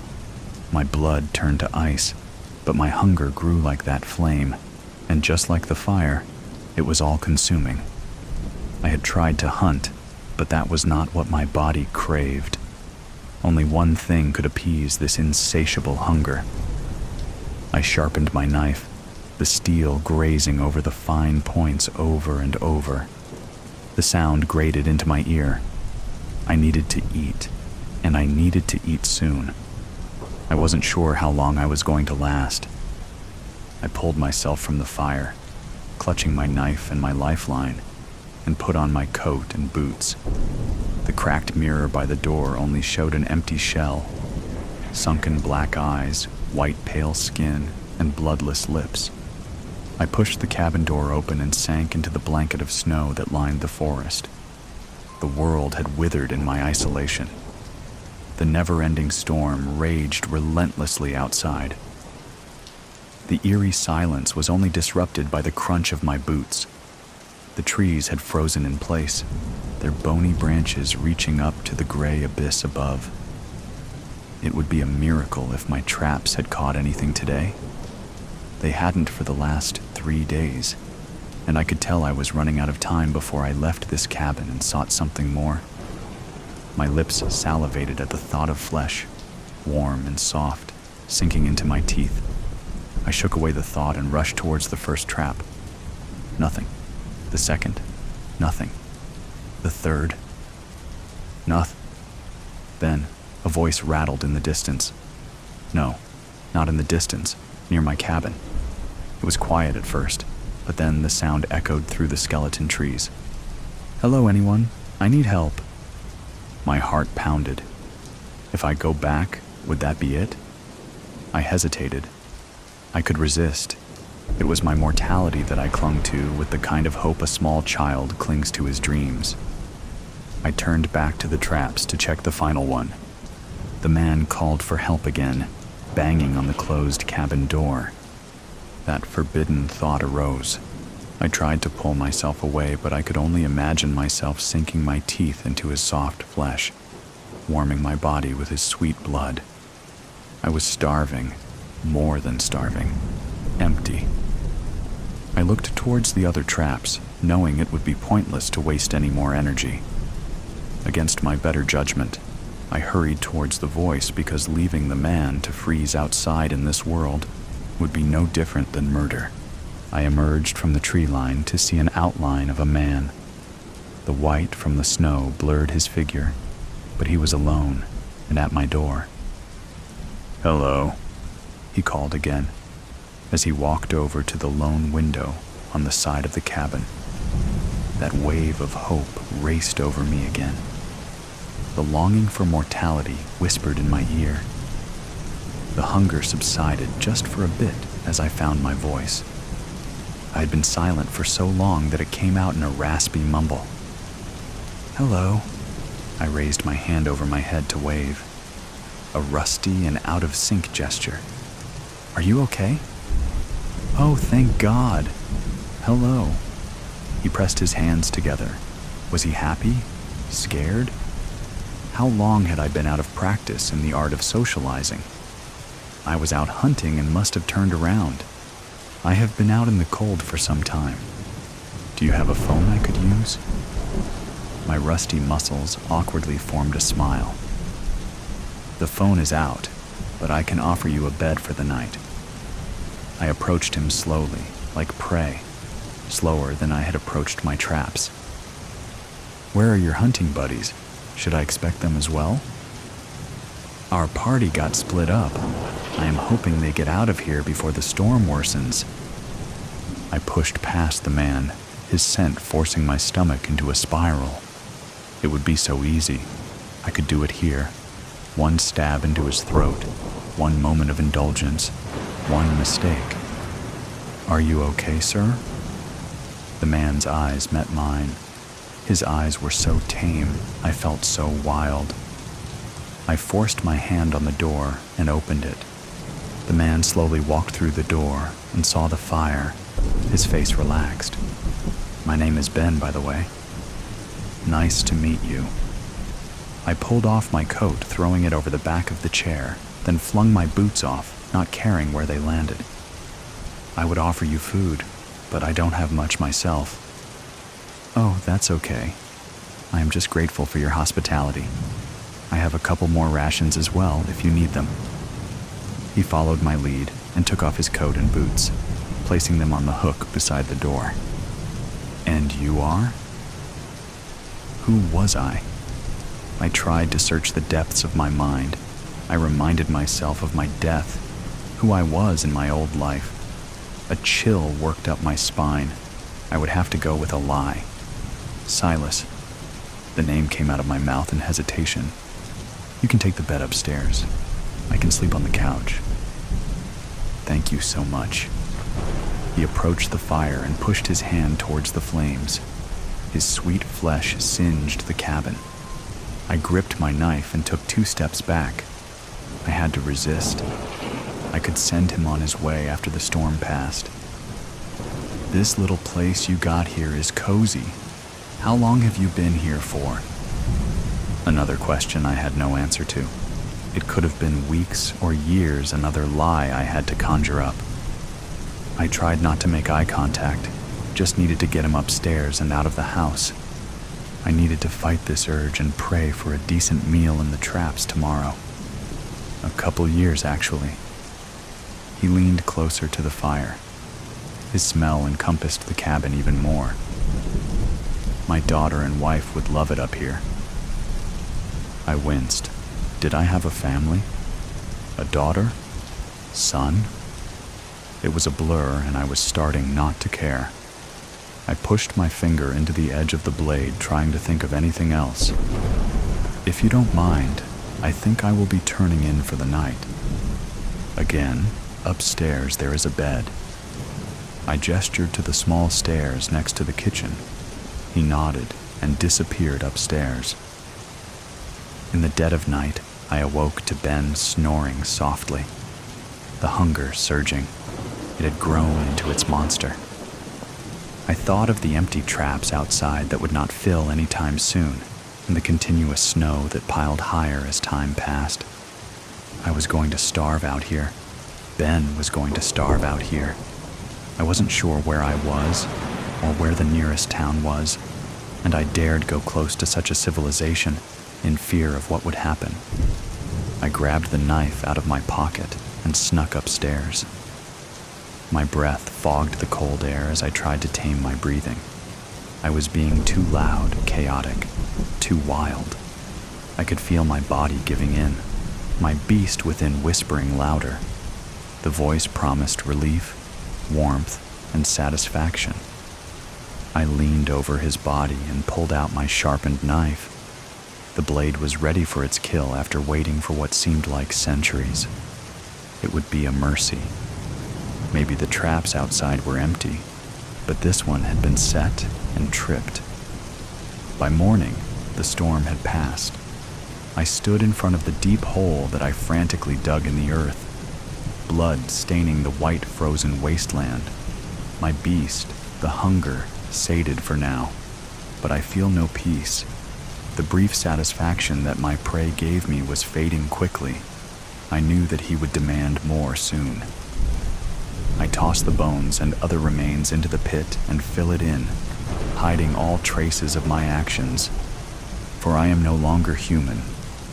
I had died a long time ago, before Ben, before the season changed, before my memories were lost with time. I would no longer know the warmth of the world, unless that warmth was from the flesh of another body. My memories are forever gone in the abyss of time, and whatever or whoever I was before is now swallowed by the beast. I walked back to the cabin in defeat, the hunger stirring again, stronger this time. I catch the scent of something in the wind. It is sweet and delicate. I turn towards the tree line. A group of hikers, their voices carried through the trees. There would be no more resistance. I headed towards the voices, knife in hand, knowing that this time my hunger would be sated. Dark black stone. In April of 1919, shortly after the end of World War I, Colonel James Forrest Kane of the Royal West African Frontier Force was stationed in Cameroon for a period of 1 year, which might be extended depending on the prevailing conditions in the territory at that time. He was to serve as the commanding officer of a garrison of 200 soldiers stationed at Douala, a port city where the river Wouri pours out into the Atlantic Ocean. There was some social unrest, but no major uprisings during Kane's term there, so he was able to spend much of his time as he pleased. He was increasingly thinking about his financial future at that time. His wife had died 2 years earlier, and his son Miles was only 23 years old and just getting started in life. Other British officers returned to England with small fortunes in gems and diamonds and other things. This was Cain's opportunity to procure such assets for himself before his inevitable trip back home to Manchester. At first, his conscience weighed on him, but he managed to find ways to justify his actions. He had come to Africa to protect the native people and rid the presence of Germany from the continent. A debt was owed. Still, when he lined up his troops holding rifles outside of a home or a church or a temple as he inventoried the valuables inside and took what he pleased, he knew this was not honorable in the least. One day, Cain led his men on a march to a northern part of the territory to investigate a tip about a Maka temple that contained a rare and priceless artifact. Upon arrival, he was immediately disappointed to see what looked like a dilapidated old wooden hut seated at the far end of a dirt road in a small jungle village. Cain's interpreter, a 17-year-old native of Douala named Vol.2, walked to the doorway of the small temple and spoke some words in a raised voice. He announced that Colonel Cain had come to the village to ensure the safety of the Maka people and to receive gifts for his protection. Then 2 of his soldiers armed with rifles entered the temple. A few moments later, they called for Colonel Cain, telling him it was safe to enter. Inside it was dark, smoky, and smelling of strange, charred herbs, lit only by a dozen candles spread out in various locations to spread their thin luminescence. There was an open dirt floor with a few stained rugs, and just before this was a strange altar composed of a mixture of wood, bone, stone, horns, antlers, and dried furs of strange and unknowable origin.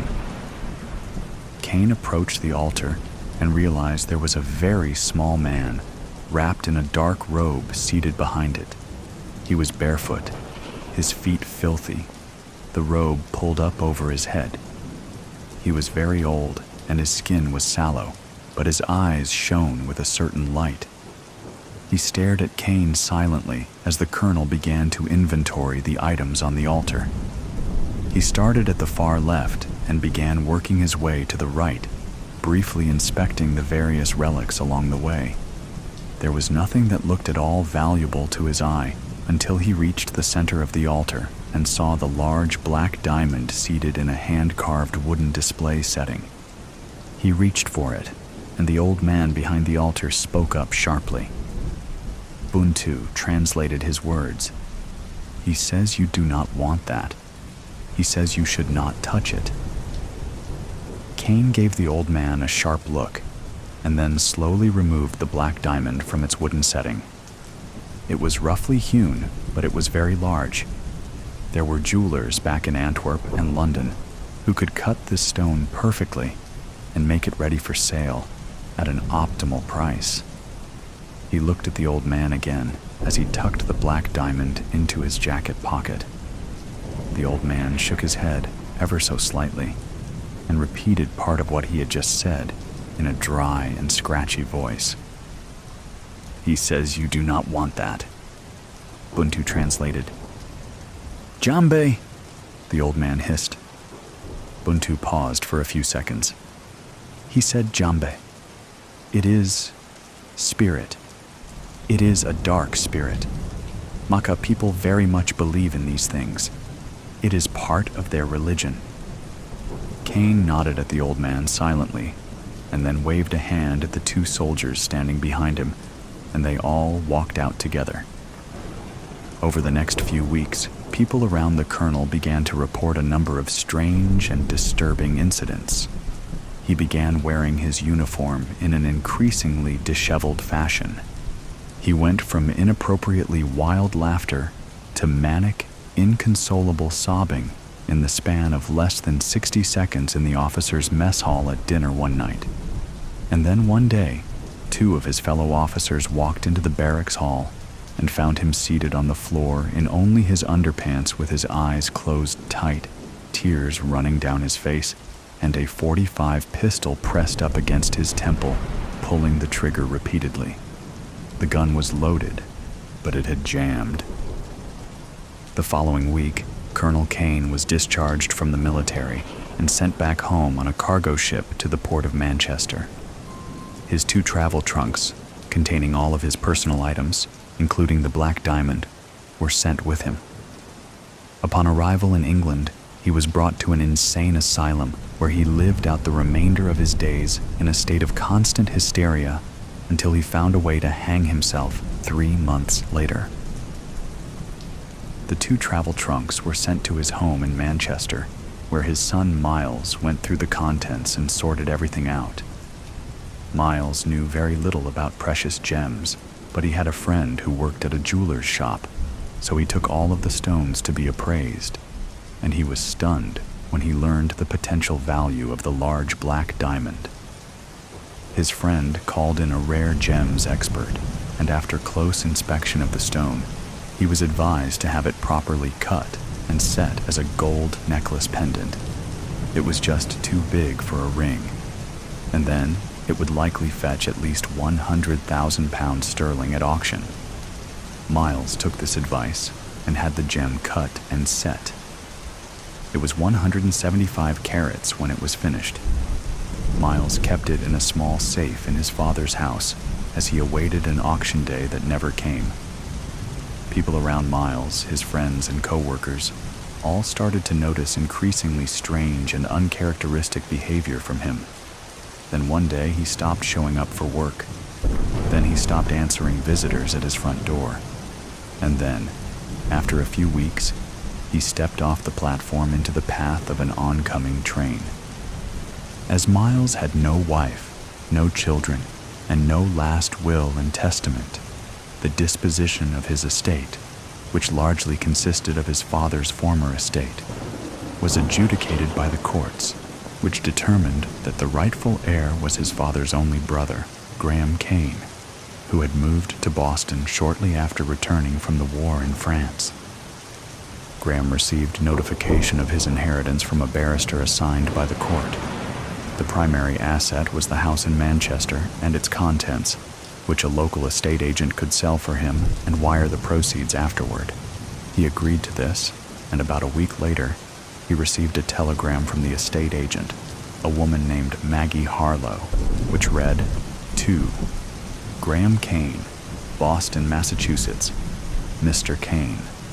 While inventorying your brother's house in Manchester, I found most of the common items, such as furniture, kitchen items, clothing, tools, etc. Nothing of any significant value. However, in the basement, I found 2 travel trunks filled with various exotic items and artifacts, most of which seem to be from Africa. I am not familiar with the marketing of such items, and I would like to ship them to you for your review and disposal. Please advise if this is acceptable. Thank you. Cheers, Maggie Harlow." Graham confirmed that this would be fine, and then he awaited the arrival of the 2 travel trunks. Graham returned from the Somme in good spirits. Many of his fellow soldiers suffered from shell shock, but he seemed fine. Then, 3 years later, shortly after he had a chance to inspect the contents of his brother's travel trunks, he started displaying some odd behavior. He was arrested twice for wandering the streets outside his Boston home naked in broad daylight. His wife Nancy was worried that he was finally starting to show signs of mental distress from the war. A hearing was scheduled to determine if he would need to be hospitalized, and he was confined to his home until the hearing date. He shot himself in the temple with his government-issued service pistol 2 nights prior to that hearing. Graham's only child, Kevin, was only 4 years old at the time, and Nancy had her hands full as a sudden widow. She never even looked at the 2 crates stored down in that dark corner of the basement. There, the 2 trunks remained for a very long time. Kevin never once concerned himself with their contents until his mother died over 2 decades later, and he drove up to Boston to clear out the house and prepare it for sale.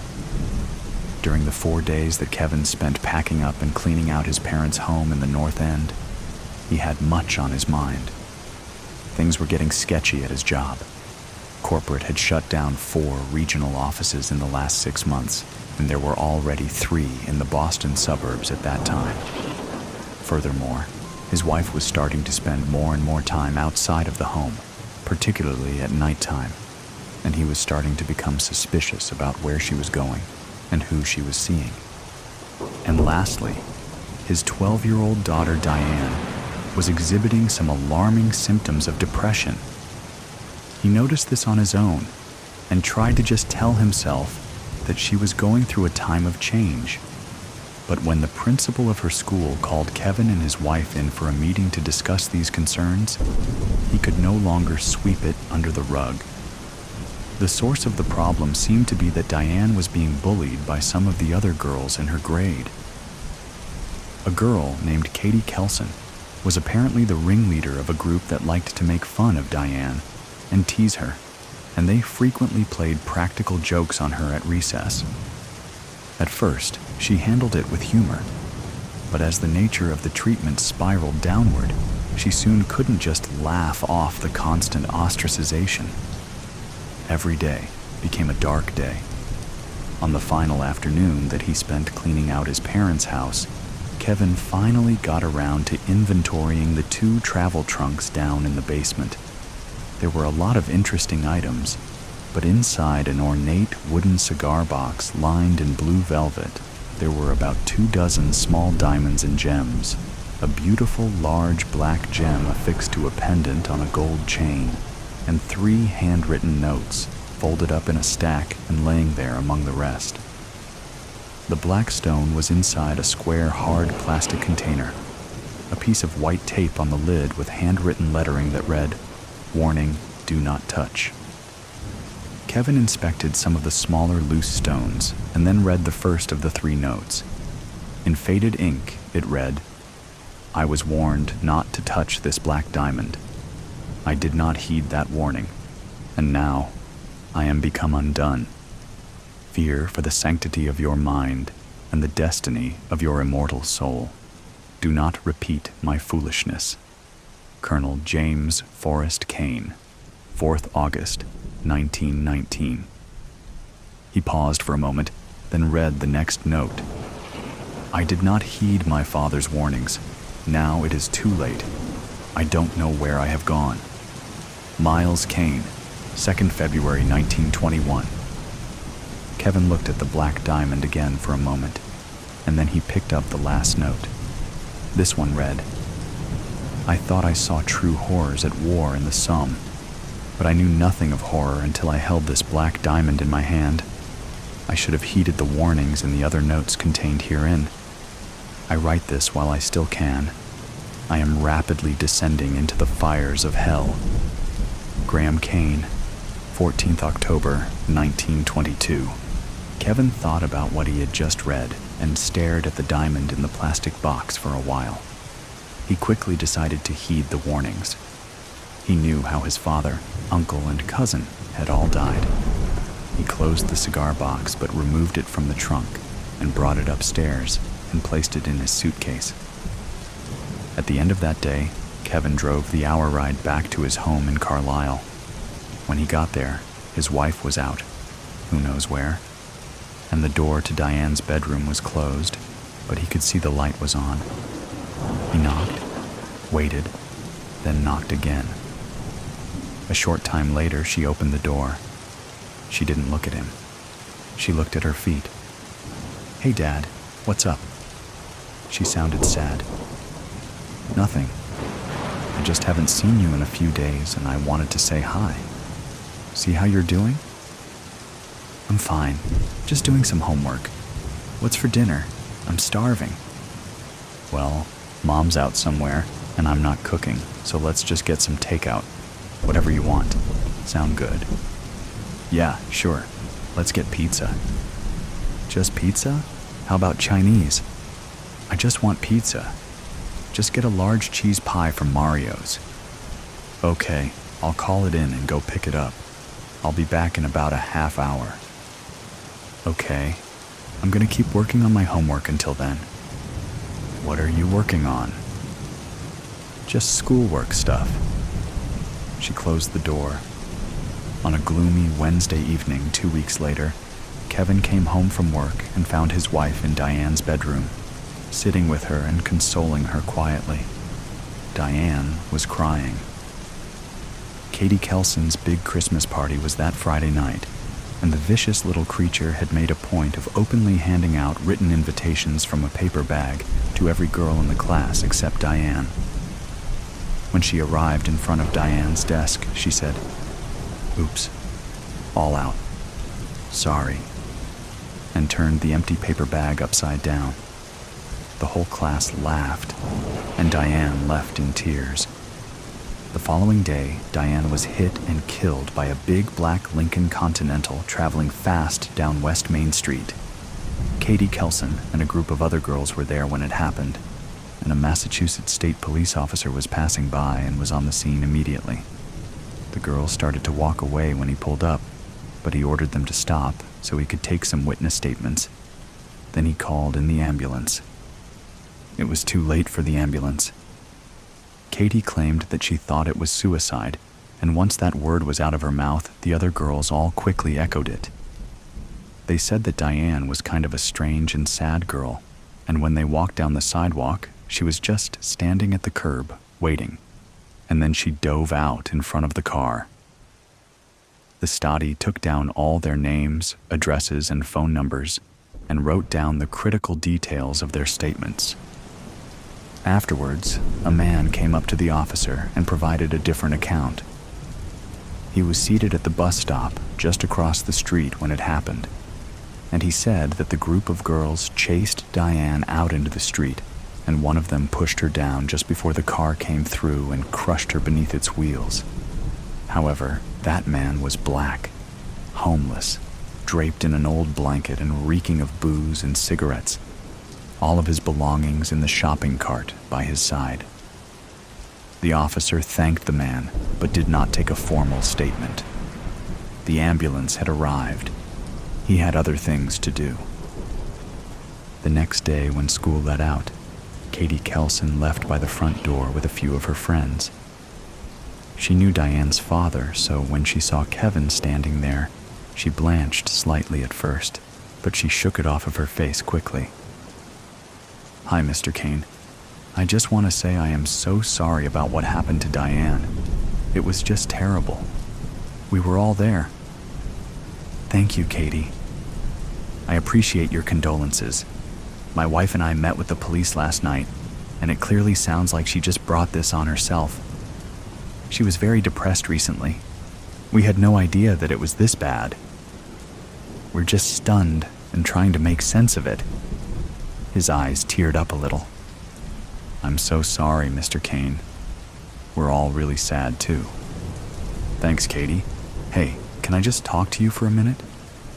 He gestured at a space by the steps to the front door, just 10 yards away. Katie looked nervous at first, but then she nodded and began walking with him, her friends waiting where they were, shooting nondiscreet glances far too often. "So, I know you were Diane's friend, and she had one really beautiful piece of jewelry that my wife and I want you to have." He withdrew a plastic box from his coat pocket with the remains of some white tape on the lid and opened it. Inside, there was a large black diamond pendant on a gold chain. Kevin carefully shook out the chain first into his leather-gloved palm, and then lifted the brilliantly cut stone from the container and held it up for her to see. Her eyes went wide. "May I put it on you? I'd like to see you wearing it. It will remind me of Diane." She agreed, and Kevin draped it around her neck, making sure that the stone slid down her throat and onto her upper chest before he clasped it shut. "Wow, thank you so much, Mr. Kane. I love it." "You deserve it, Katie. Merry Christmas. Make sure to let all your friends check it out, too. Delta 928. Captain David Starnes. Morning, Pete. How are you doing today? Co-pilot. Peter Markley. Oh, I'm good. Just glad I made it on time. Traffic was a bitch this morning. How are you, Captain? Starnes. Feeling just fine. Once I fly this turn, I have the next 3 days off, and me and Jenny are going out to Sedona to play some golf and enjoy the spa at the Hilton. Markley. Sounds nice. I'm on for the next 4 days at least. Starnes. Hey, do me a favor. I have to call home real quick. Ask Marcy to bring up some coffee for us, and then we can start with the pre-flight routine. We're scheduled to be nose up in about 20. Markley. Will do, Captain. Pause. Hey, Marcy? Can you please bring up 2 cups of coffee? Muffled response. Thanks. Get one for yourself, too. It's on me. Starnes. Hey, Jenny. I just wanted to let you know that I didn't have time to get the laundry into the dryer. The washer was still running when I had to leave. Just wanted to let you know. I'll call you when we touch down in Chicago. Love you. Markley. Well, ain't that sweet. Senior Flight Attendant Marcy Nichols. Here you are, gentlemen. Can I get you anything else? Starnes. Thanks. I'm good. Markley. Same here. Thanks, Marcy. How are we looking back there? Nichols. We're almost ready. Just a few more passengers getting settled. We should be able to do the final cabin walkthrough in the next 5 to 10 minutes. Markley. Sounds good. We'll be right here waiting for your thumbs up. Nichols. Be back soon. Dead air for 32 seconds, with the exception of a brief cough. Starnes. All right, let's check it down. Auxiliary fuel pump. Markley. Off. Starnes. Flight controls. Markley. Free and correct. Starnes. Instruments and radios. Markley. Checked and set. Starnes. Landing gear position lighting. Markley. Checked. Markley. Altimeter. Starnes. Set. Markley. Directional gyro. Starnes. Set. Markley. Fuel gauges. Starnes. Checked. Markley. Trim. Markley. Set. Starnes. Magnetos. Markley. Checked. Starnes. Engine idle. Markley. Checked.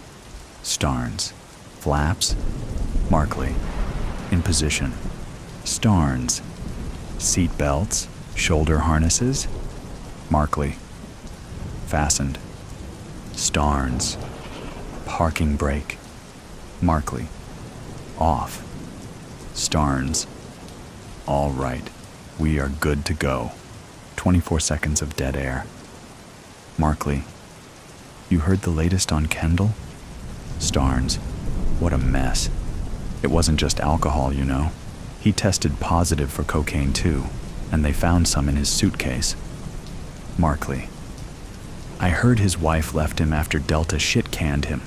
What the hell happened to that guy? Starnes. Who can say? Kendall was a solid pilot and a good enough guy most of the time, but he definitely has a short fuse, and he likes to drink. I saw him deck a guy in the bar at the Sheraton in Atlanta one night over something that was really nothing at all. I kept my distance from him after that. I wasn't really too surprised when everything blew up that day, to be honest. Seems like he's just in a tailspin now. He was in jail until just a couple of days ago. Out on bail now, I heard. Markley. Yeah. I feel bad, though. He seemed like a decent guy to me, but I couldn't let him take off that morning. He literally stumbled into the cockpit reeking of booze, slurred speech.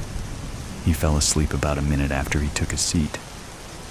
Miranda was the senior flight crew member that day, and she noticed it right away. Starnes, you did the right thing. I wouldn't give it a second thought. Markley. Yeah, I know. I just feel bad for the guy. Starnes. Don't. Not your problem. How we looking back there? Markley. Marcy's walking this way now. They look like they're all settled in. Nichols. Okay, guys, we are all set. Markley. Thanks, Marcy. Ready for takeoff. Starnes over cabin intercom. Hello, ladies and gentlemen. Welcome aboard Delta Airlines Flight 928 from Phoenix to Chicago O'Hare. Our flight time today should be 3 hours and 22 minutes. The weather looks good the whole way, so it should be a smooth flight, but we will notify you if we expect any turbulence. Your flight crew members will be coming through the cabin with an assortment of snacks and beverages once we level off. We'd like to thank you for flying Delta Airlines. We are third for takeoff, and we should be in the air shortly. Sound of jet thrusters increasing and decreasing for next 6 minutes and 14 seconds. Muffled dialogue between pilot and co-pilot. PHX Tower. Air Traffic Controller, Mike Reynolds, over radio. Delta 928, you are clear for takeoff. Sound of increased volume of jet thrust for next 12 minutes and 35 seconds. Starnes. All right, we are up and running, activating autopilot. Dead air for next 2 minutes and 43 seconds. Reynolds, over radio. Delta 928. Please adjust your altitude to 32,500 feet. Markley, copy. Descending to 32,500 feet. Dead air for next 2 minutes and 32 seconds. Markley. How's that course at the Sedona Hilton? I've played a few of those courses out there, but not that one. Starnes. Ah, you know. They're all kind of the same. Pretty wide open. The greens are usually pretty fast, though, so that can hurt you. It's nice, though. Well maintained. Markley. I gotta get out there next time. Haven't played much this year. I'm scared to find out where my handicap really is right now. At least an 18. Starnes, chuckling. I brought in a 78 with 4 birdies at Sun Valley last week. Markley. Nice shooting. You gotta teach me how to keep it in the fairway. My drives are all over the place, I swear. Dead air for next 54 seconds. Starnes. This is my 3rd turn in the last 24 hours. All right with you, if I catch a little shut-eye for a while? Markley. No problem, Captain. I'll rouse you back up if necessary. Starnes. Thanks, Pete. Dead air for next 54 minutes and 22 seconds. Sound of knocking on cabin door. Sound of door opening. Nichols. Gasping and speaking quietly. I'm so sorry. He made me open the door. He has a knife. Former Delta Airlines pilot, Marcus Kendall. Enough. You've done your part. Just give me all those little whiskey bottles and get back there and keep everything cool. If I hear one sound near that cabin door, everyone is going to regret it quickly. Remember, if I kill these two, then I'm the only one left to land this plane. Overlapped with sounds of motion, as well as inaudible comments from Starnes and Markley, followed by the closing of the cockpit door. Starnes. Marcus. What the fuck? What is this? Kendall. This has nothing to do with you, Dave. I'm here to see Pete. Here. Take this, though. Sounds of a struggle followed by painful gasps, cries, and heavy breathing for next 18 seconds from Starnes. Shouting from Markley. Markley. Jesus, Kendall. What the hell are you doing? Stop. Kendall. You better get back into that co-pilot seat before you get hurt, Pete. I think we both know how a fight between me and you would end, even if I didn't have this knife. And Delta suspended the federal flight deck program 3 months ago after that incident in Salt Lake City, so I know you don't have a gun in this cockpit. Besides, I'm here to speak with you. This doesn't involve Dave. He was an asshole anyway. I need this seat. Sounds of seatbelt unclicking, followed by a thud. Kendall. Shit. Look at all the blood in this seat. Give me your jacket. I gotta wipe this up a little. Markley, how did you even get on this flight? How did you get a knife on board? Kendall, I worked for this airline for 17 years, Pete. You don't think I know how to get around? You don't think I know some people who will help me out if I hand them 500 cash? Baggage handlers make shit for pay, you know?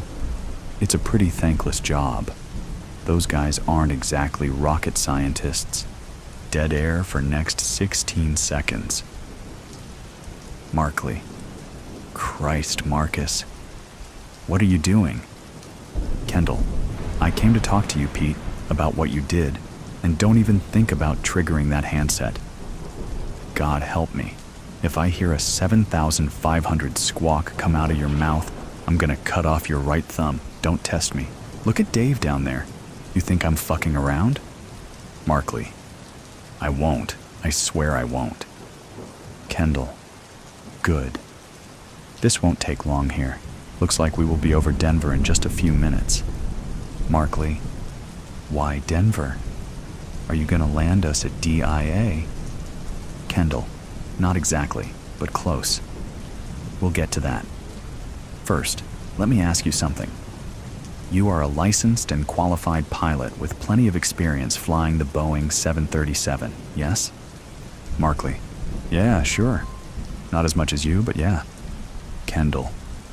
So, on that morning when you called security to come into the cockpit to wake me up and drag me away, leading to me ending up in jail and losing my job along with my wife and 2 kids, you could have just covered for me, right? Markley. Hey, you know the airline's policies. Plus, the flight crew already knew you were in no condition to fly. If they call security before I do, then I'm in it with you. Kendall. Yeah, so you just decided to ruin my life instead of taking that chance. That's what I thought. You are a little pussy, Pete. Do you know that?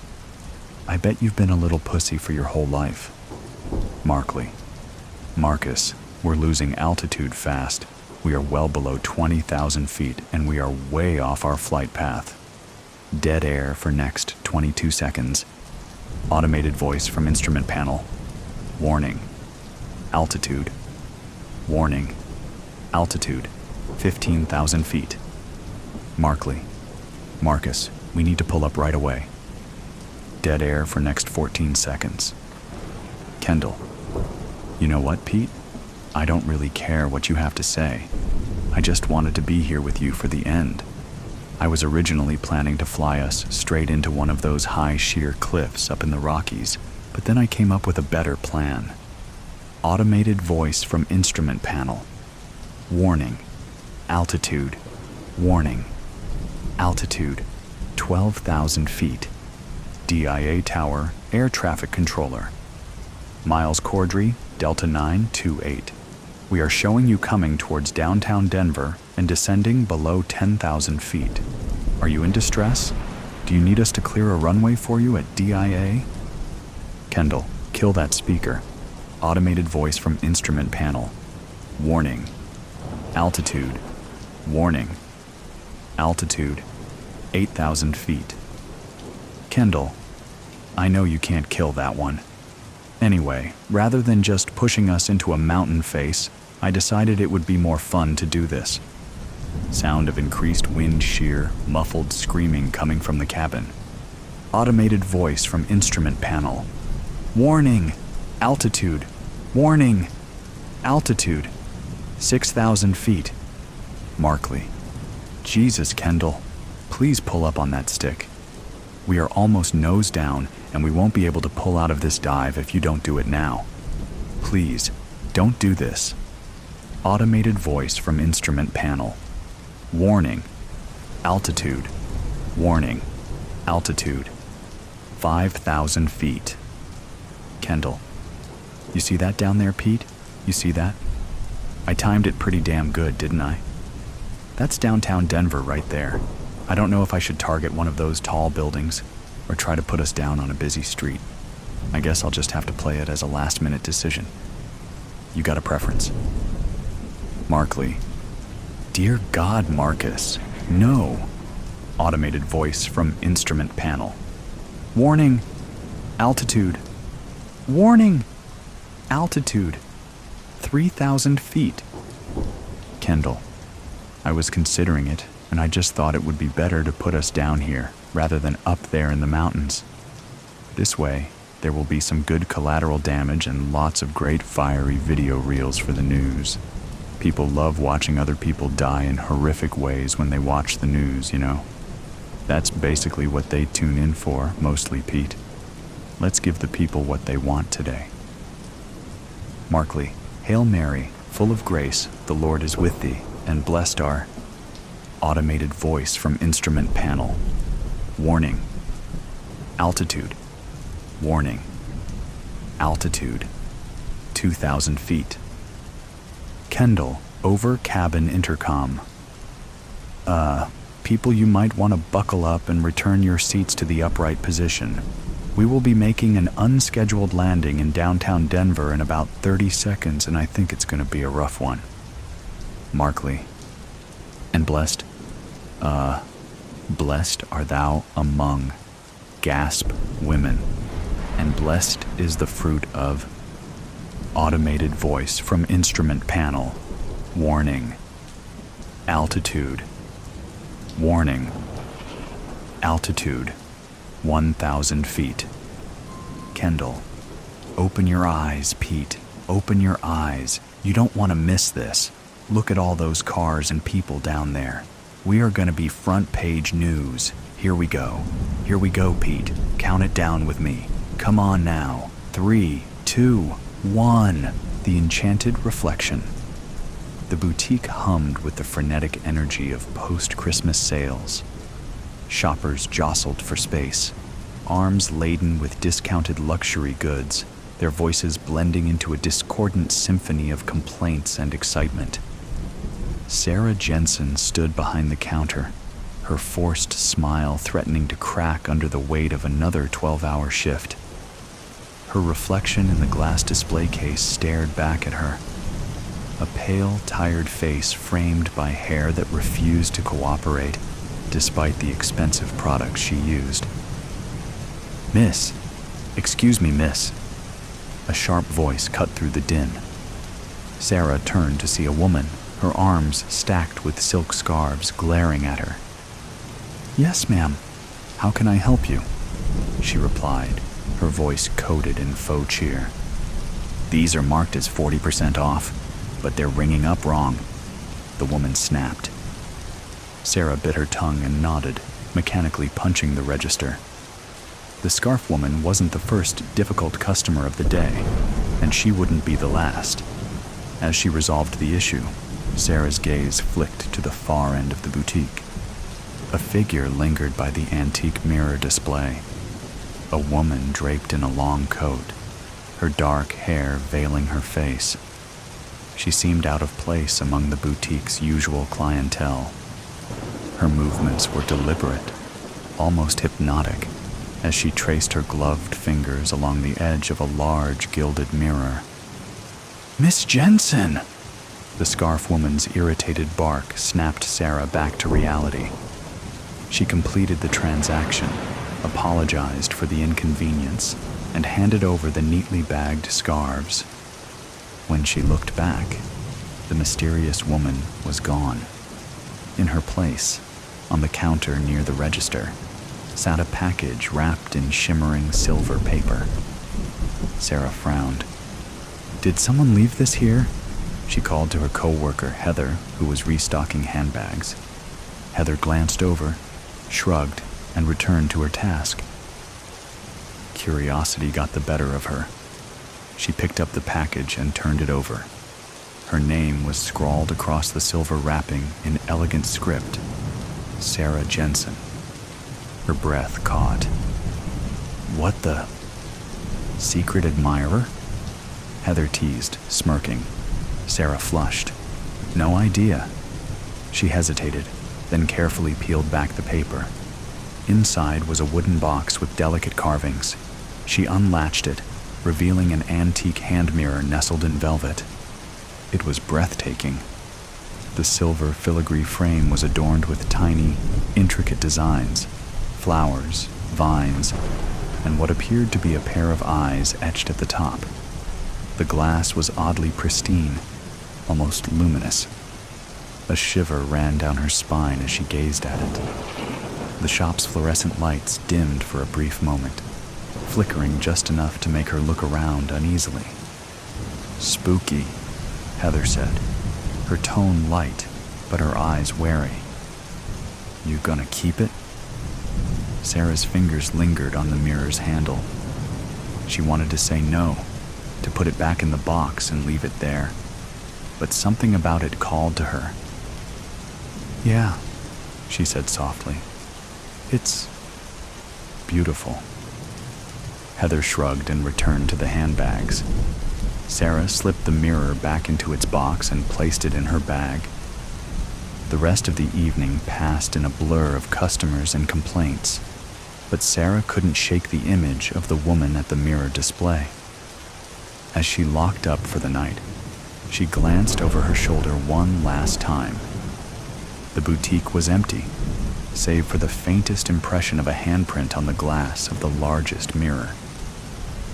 Sarah settled into her apartment, a modest one-bedroom filled with mismatched furniture and an air of functional neglect. The antique mirror sat on her coffee table, its polished silver glinting under the dim light of a single lamp. Her cat, Milo, circled the mirror, sniffing at the velvet-lined box before retreating to his perch by the window. "You don't like it either, huh?" Sarah murmured, pulling her blanket tighter around her shoulders. She couldn't explain why she had brought it home. Something about the mirror tugged at her, a mix of unease and fascination. She reached out hesitantly and lifted it, her fingers tracing the intricate designs along the handle. When she finally looked into it, her breath hitched. The face staring back wasn't hers, or at least, it wasn't the face she was used to. Her reflection was flawless. Her skin glowed with a porcelain smoothness that seemed almost too perfect. Her lips were fuller, her eyes brighter and more alive. Even her hair fell in soft, elegant waves, like something out of an advertisement. She touched her cheek, half expecting to feel the warmth and suppleness of the reflection, but her fingers met the usual uneven texture. Her reflection smiled faintly, though she had not. Her stomach twisted. She set the mirror down quickly and rubbed her eyes. "Long day. I'm losing it," she muttered, but curiosity gnawed at her. She picked it up again. The reflection was the same, perfect. Yet as she studied it, she noticed something disconcerting. Her eyes, they weren't quite right. Behind the radiance lay a coldness, an almost predatory gleam. She tried looking away, but her gaze kept returning to the glass. A soft knock at the door jolted her, breaking the spell. She set the mirror down and crossed the room, peering through the peephole. Lisa stood on the other side, her arms laden with a bottle of wine and a bag of takeout. "Thought you might need cheering up," Lisa said as Sarah opened the door. She kicked off her boots and plopped onto the couch. Sarah forced a smile. "You didn't have to do that." Lisa shrugged. "You've been weird lately. Figured you could use some company." As Lisa unpacked their dinner, her eyes landed on the mirror. "What's this?" "Just something someone left at the boutique," Sarah said quickly. "Weird, right?" Lisa picked it up, turning it over in her hands. "It's gorgeous. Antique? Probably." Lisa tilted the mirror toward herself and frowned. "This thing's creepy. It's like..." She trailed off, her face tightening. "Like what?" Lisa handed it back hastily. "I don't know. It just gave me the shivers. You should sell it or something." Sarah laughed nervously. "Yeah, maybe." The two settled in, eating and catching up, but Sarah's attention kept straying to the mirror. After Lisa left, she found herself sitting alone with it again, the room unnervingly quiet. She picked it up one last time before bed. The reflection was still her, but the longer she stared, the less she recognized the person in the glass. It wasn't just the perfection. It was the way the image seemed to breathe, to shimmer faintly, as though it were alive. A single word echoed faintly in her mind. More. Startled, she dropped the mirror. It landed with a dull thud, unbroken. Shaking, she turned it face down and left it on the table. But even as she crawled into bed and pulled the covers over her head, the whispered word seemed to linger in the air. The new year arrived quietly. Sarah had spent the evening alone, ignoring calls from Lisa and other friends, unable to shake her preoccupation with the mirror. It remained on her coffee table, face down, but its presence loomed like a living thing. When she finally picked it up again on January 2nd, the reflection stunned her. It wasn't just her idealized self anymore. Her face in the glass had changed subtly, but undeniably. Higher cheekbones, a sharper jawline, and eyes that gleamed with a confidence she had never possessed. The strangest part? When she stepped into her bathroom and looked into the plain, unenchanted mirror above the sink, she saw the same changes. Her real reflection matched the one in the antique glass. She traced the contours of her cheekbones, marveling at their new definition. Her skin was clear, her lips fuller, her hair shinier. It wasn't as exaggerated as the reflection in the antique mirror had been, but it was unmistakable. The compliments began almost immediately. "Did you do something different with your hair?" Heather asked at work. "You're glowing," a regular customer remarked. Even her boss, who usually ignored her, took notice. "Looking sharp, Sarah. Keep it up," he said with a rare smile. At first, she basked in the attention. For the first time in her life, Sarah felt seen, appreciated, envied. She began to carry herself differently, walking with her head high and a sway in her step. Her wardrobe, once utilitarian, shifted to highlight her changing figure. But there were side effects. Her energy waned. Simple tasks left her winded, and dark circles began to form under her eyes, marring her otherwise flawless appearance. No amount of sleep seemed to help. "Are you okay?" Lisa asked one afternoon over coffee. "I'm fine," Sarah said, brushing off the question. "You don't look fine. You look tired and pale." Lisa leaned closer, concern etched into her face. "Seriously, Sarah, have you been to a doctor?" Sarah shook her head. "I don't need to. I'm just busy." Lisa's frown deepened, but she let it drop. At work, Sarah noticed something odd about her coworkers. Heather, who was usually full of energy, appeared drawn and sluggish. Their boss seemed frailer, his usual booming voice reduced to a rasp. Even the regular customers looked subtly diminished, less vibrant, their laughter less frequent. The change was subtle, but once she saw it, she couldn't unsee it. That evening, Sarah sat alone in her apartment, clutching the mirror. She didn't want to look into it, but the compulsion was irresistible. When she finally turned it over, her reflection greeted her with a knowing smile. The face was stunning, almost inhuman in its beauty, but the eyes were wrong. They gleamed with a cruel intelligence, and for the briefest moment, Sarah thought the lips moved, mouthing a single word. "Mine." She gasped and dropped the mirror. As it hit the floor, the room seemed to shudder.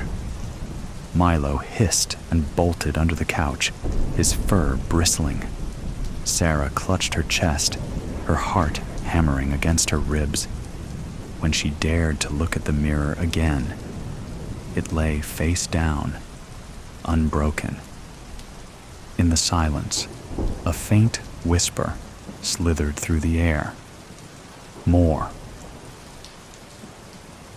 By mid-January, Sarah's transformation was undeniable. Her appearance had become the very image of the idealized reflection she'd seen in the mirror. She drew stares everywhere she went, admiration from strangers, envy from colleagues. But the cost was becoming impossible to ignore. Lisa had stopped visiting, her once lively face now gaunt and shadowed. The boutique was eerily quiet, its usual hum of activity dulled by the fatigue of the staff and customers alike. Even Milo, her ever-loyal cat, had grown lethargic, curling into tight balls of fur in dark corners, avoiding her entirely. Sarah's own health was deteriorating. Though her face remained flawless, her body felt like it was withering. A deep, bone-weary exhaustion gripped her, making it hard to even climb the stairs to her apartment. That night, Lisa showed up unannounced, her face pale and her eyes sunken.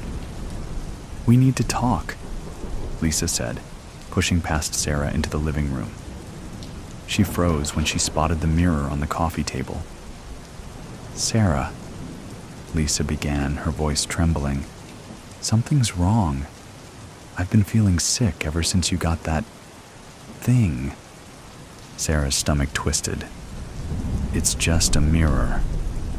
"No, it's not." Lisa grabbed her by the wrist, her grip surprisingly strong. "Do you even hear yourself? You look like a goddess, but you're barely standing. Everyone around you is falling apart. Look at Milo." Sarah turned to her cat, curled motionless in the corner. Panic gripped her. She picked him up, his tiny frame alarmingly light. Lisa gestured to the mirror. "It's that thing. You need to get rid of it." Tears stung Sarah's eyes. "You don't understand. I can't. It's..." Her voice broke. "It's killing you," Lisa said, her tone firm. "And it's hurting everyone else too." For the first time, Sarah truly looked at the mirror, not at her reflection, but at the object itself. The silver filigree seemed darker, tarnished, and the glass shimmered faintly, almost as if it were breathing. She grabbed the mirror and hurled it to the floor with all her strength. The glass shattered, shards scattering across the room. For a moment, everything was still. Then a low, resonant hum filled the air. The shards began to melt, pooling into a dark, inky substance that snaked across the floor like living shadows. Lisa screamed, stumbling backward as the tendrils slithered toward her. Sarah stood frozen, watching in horror as the shadows swirled and coalesced into a humanoid shape. Its form was amorphous, shifting, its surface shimmering like the mirror's glass. Eyes, cold, piercing, and impossibly ancient, locked onto hers. "You broke the mirror," the entity said, its voice a chilling symphony of whispers. "The gift is not undone, but unleashed." Sarah's legs gave out, and she crumpled to the floor. "Please, I didn't know." The entity loomed closer, its voice like frost against her skin. "Desire is a binding contract you took without thought, and now the cost is yours to bear." Lisa tried to pull Sarah away, but the shadows lashed out, pinning her against the wall. "You will watch," the entity hissed. Sarah's reflection materialized in the dark surface of the creature's form, twisted and grotesque. As she stared, her body began to change. The radiant beauty she had cherished dissolved like smoke, leaving behind a visage that was hollow, gaunt, and lifeless. Her skin sagged, her eyes dulled, and her hair fell in brittle clumps around her. The creature's shadowy form melted into the walls, the room falling silent once more. Lisa rushed to Sarah's side, her hands trembling as she touched her friend's shoulder. "Sarah." Sarah turned to her, her voice barely a whisper. "I'm sorry." Lisa held her tightly, but her expression was one of horror. The next morning, Sarah was gone. Lisa found only a note on the table, scrawled in shaky handwriting. "I can't undo what I've done. The mirror will find another. Please forgive me." The shards of the mirror were gone, as though they had never existed. Miles away, in the display window of a quaint antique shop, an elegant hand mirror sat on a velvet cushion, its silver filigree gleaming and its glass pristine. A small tag hung from the handle, reading, "Beauty beyond compare, $150. Well, beyond the fence." "I'm gonna take a freight train, down at the station, Lord. I don't care where it goes. Gonna climb a mountain, the highest mountain. I'll jump off, nobody gonna know. The Marshall Tucker Band. I'm so angry. I did my best. I really did. That road from the army base where we live now, running out west towards that looted Costo outlet near Corvallis, is littered with abandoned cars and trucks, all rusting out, tires flat, gas tank lids and caps open. I know all the places where you have to go off-road to get around them, but there are always things you just can't predict. The law of unintended consequences, they call it. That's what happened to me, I guess. I became an unintended consequence. I don't know. Maybe that's not right. I'm not thinking very clearly right now. Molly, too, my Staffordshire Terrier. She was an unintended consequence as well, maybe. I guess. I felt worse about her in the end, honestly. I loved Molly so much. Those little fuckers. I hate them so much, and now I am them. The old Toyota 4Runner was running pretty smooth despite the degraded quality of the fuel that was left to us, and it only bogged down on me a few times during the drive, but never stalled out. When I reached the parking lot, I came to a stop by the loading docks, like always. I grabbed the cut-down Remington 12 gauge and stuffed the box of pumpkin balls into my jacket pocket. Normally, I would have left the driver's side door open, but I had to keep Molly inside. I certainly wasn't bringing her in there. The rear door to the Costco was still propped open, just like it always is, and I found the battered old orange hand truck sitting right there in the corner, just like it always is. Things looked much as they always did. I couldn't hear anything, but I still kept the shotgun pointed directly ahead of me as I entered the store floor from the back room. I clicked on the small flashlight mounted to the barrel with some electrical tape and squinted into the darkness. I waited 15 seconds, then another 15, and then I entered. I left the hand truck right there and proceeded very slowly. It was my turn to do this today, and I never argued against it when my turn came. But Kaylee was my only remaining child, and I had to get back to her. I was in no big rush. I simply had to do my job and get back. I'm just so angry now. I really messed this up. I took a can of baked beans off the closest shelf and threw it as far as I could down one of the aisles, and then I shuffled back a few steps to see what would happen, listening for the sound of footsteps, ready to run if there were too many. I heard nothing. I waited 15 seconds, then another 15, and then I moved forward. A short time later, I had the first load of supplies stacked up on the hand truck. I left it there and checked the back room again with the flashlight beam on my shotgun, and then checked the back parking lot for a moment just to make sure everything was cool out there too. Seeing nothing of concern, I hauled the first load of supplies out and loaded them into the back of the 4Runner as quietly as possible. When I returned, I took all of the same precautions. I made no assumptions. But again, everything seemed clear, so I went ahead and gathered up the rest of the supplies.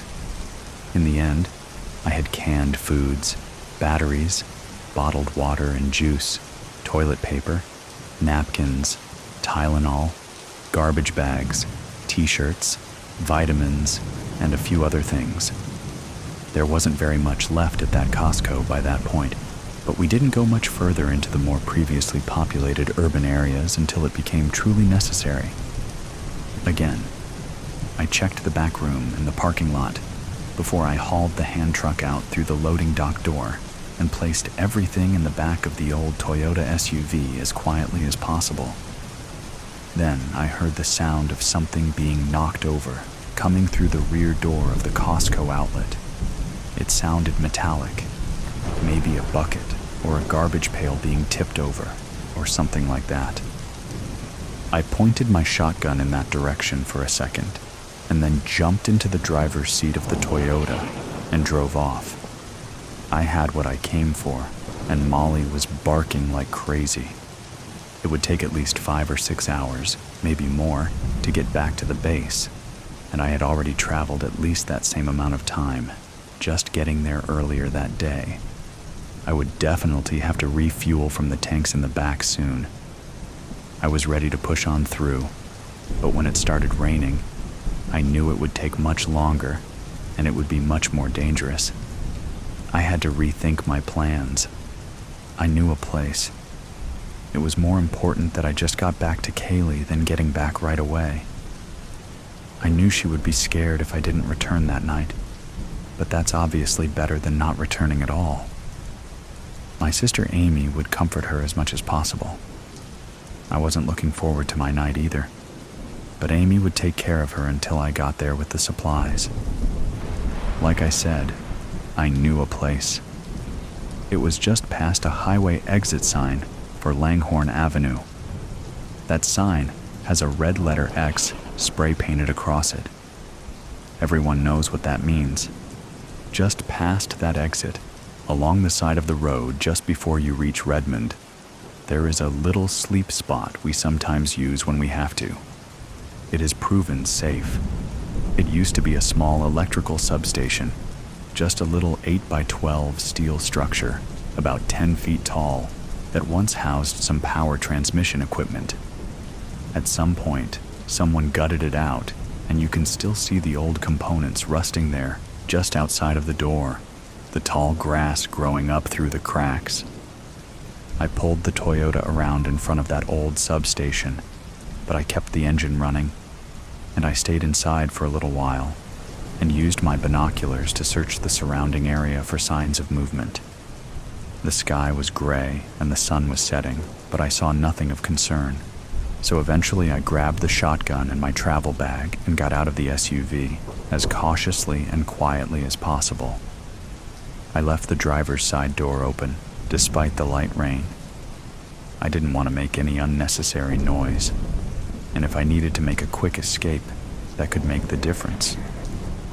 Once Molly and I were inside that old substation, I quickly closed the door behind me and dropped the zip-tie bundled rebar bolts into place.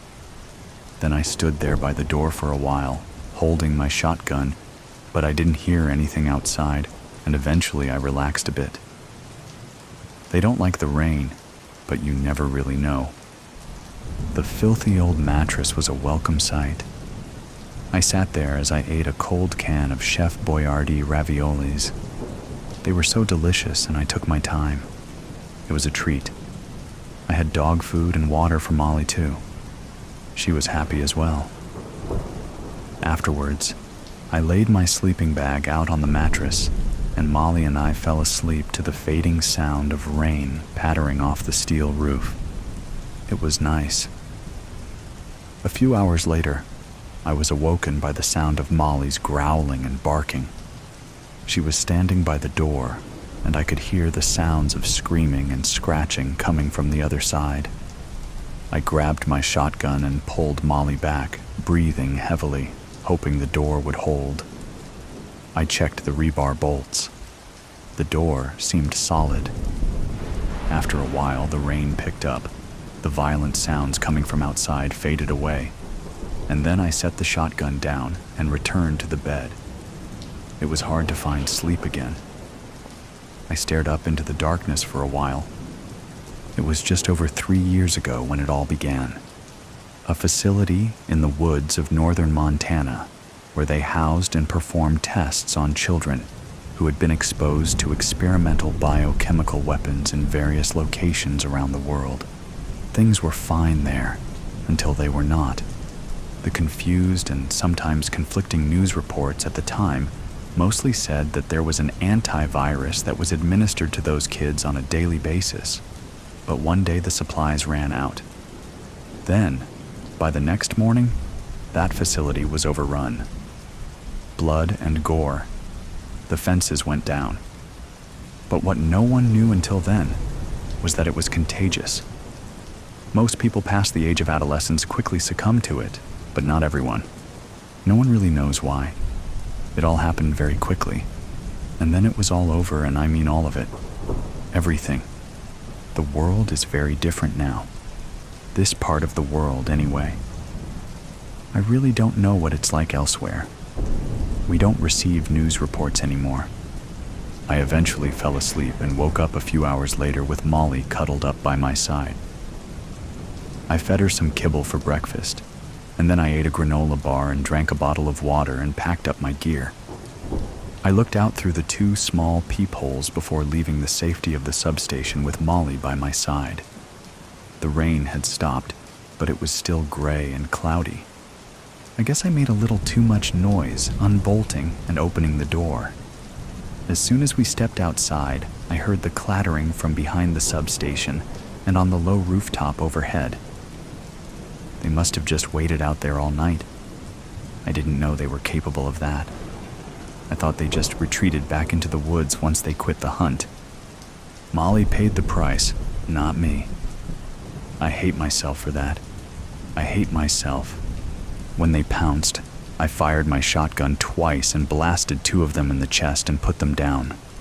Both teenage boys, stark naked and filthy, with elongated nails and teeth, long straggly hair, moving with predatory speed. Unfortunately, there were 3 more who fell on Molly, 2 adults and a kid. I was about to take another shot, but they were all over her, and trust me, she was fighting back like a fucking monster. But I just saw no way to not hit her as well. After a few seconds, I realized she would soon be dead anyway, so I just unloaded my remaining 4 shells and killed them all, including Molly.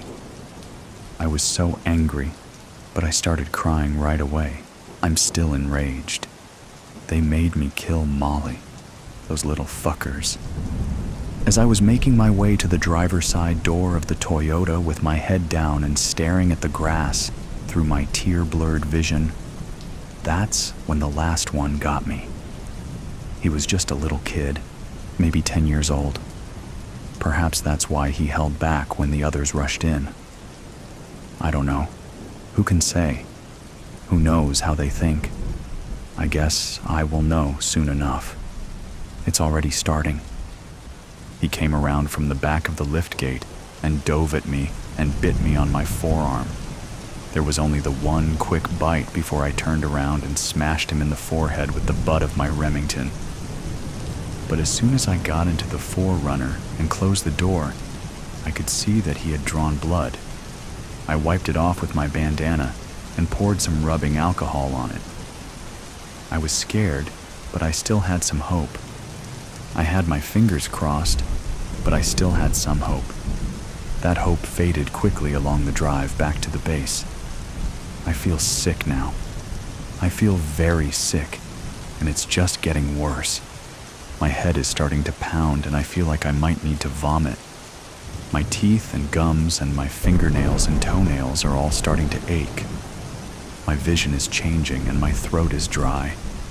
I'm starting to make some involuntary growling sounds, and I cannot stop gripping the steering wheel with all of the strength in my hands.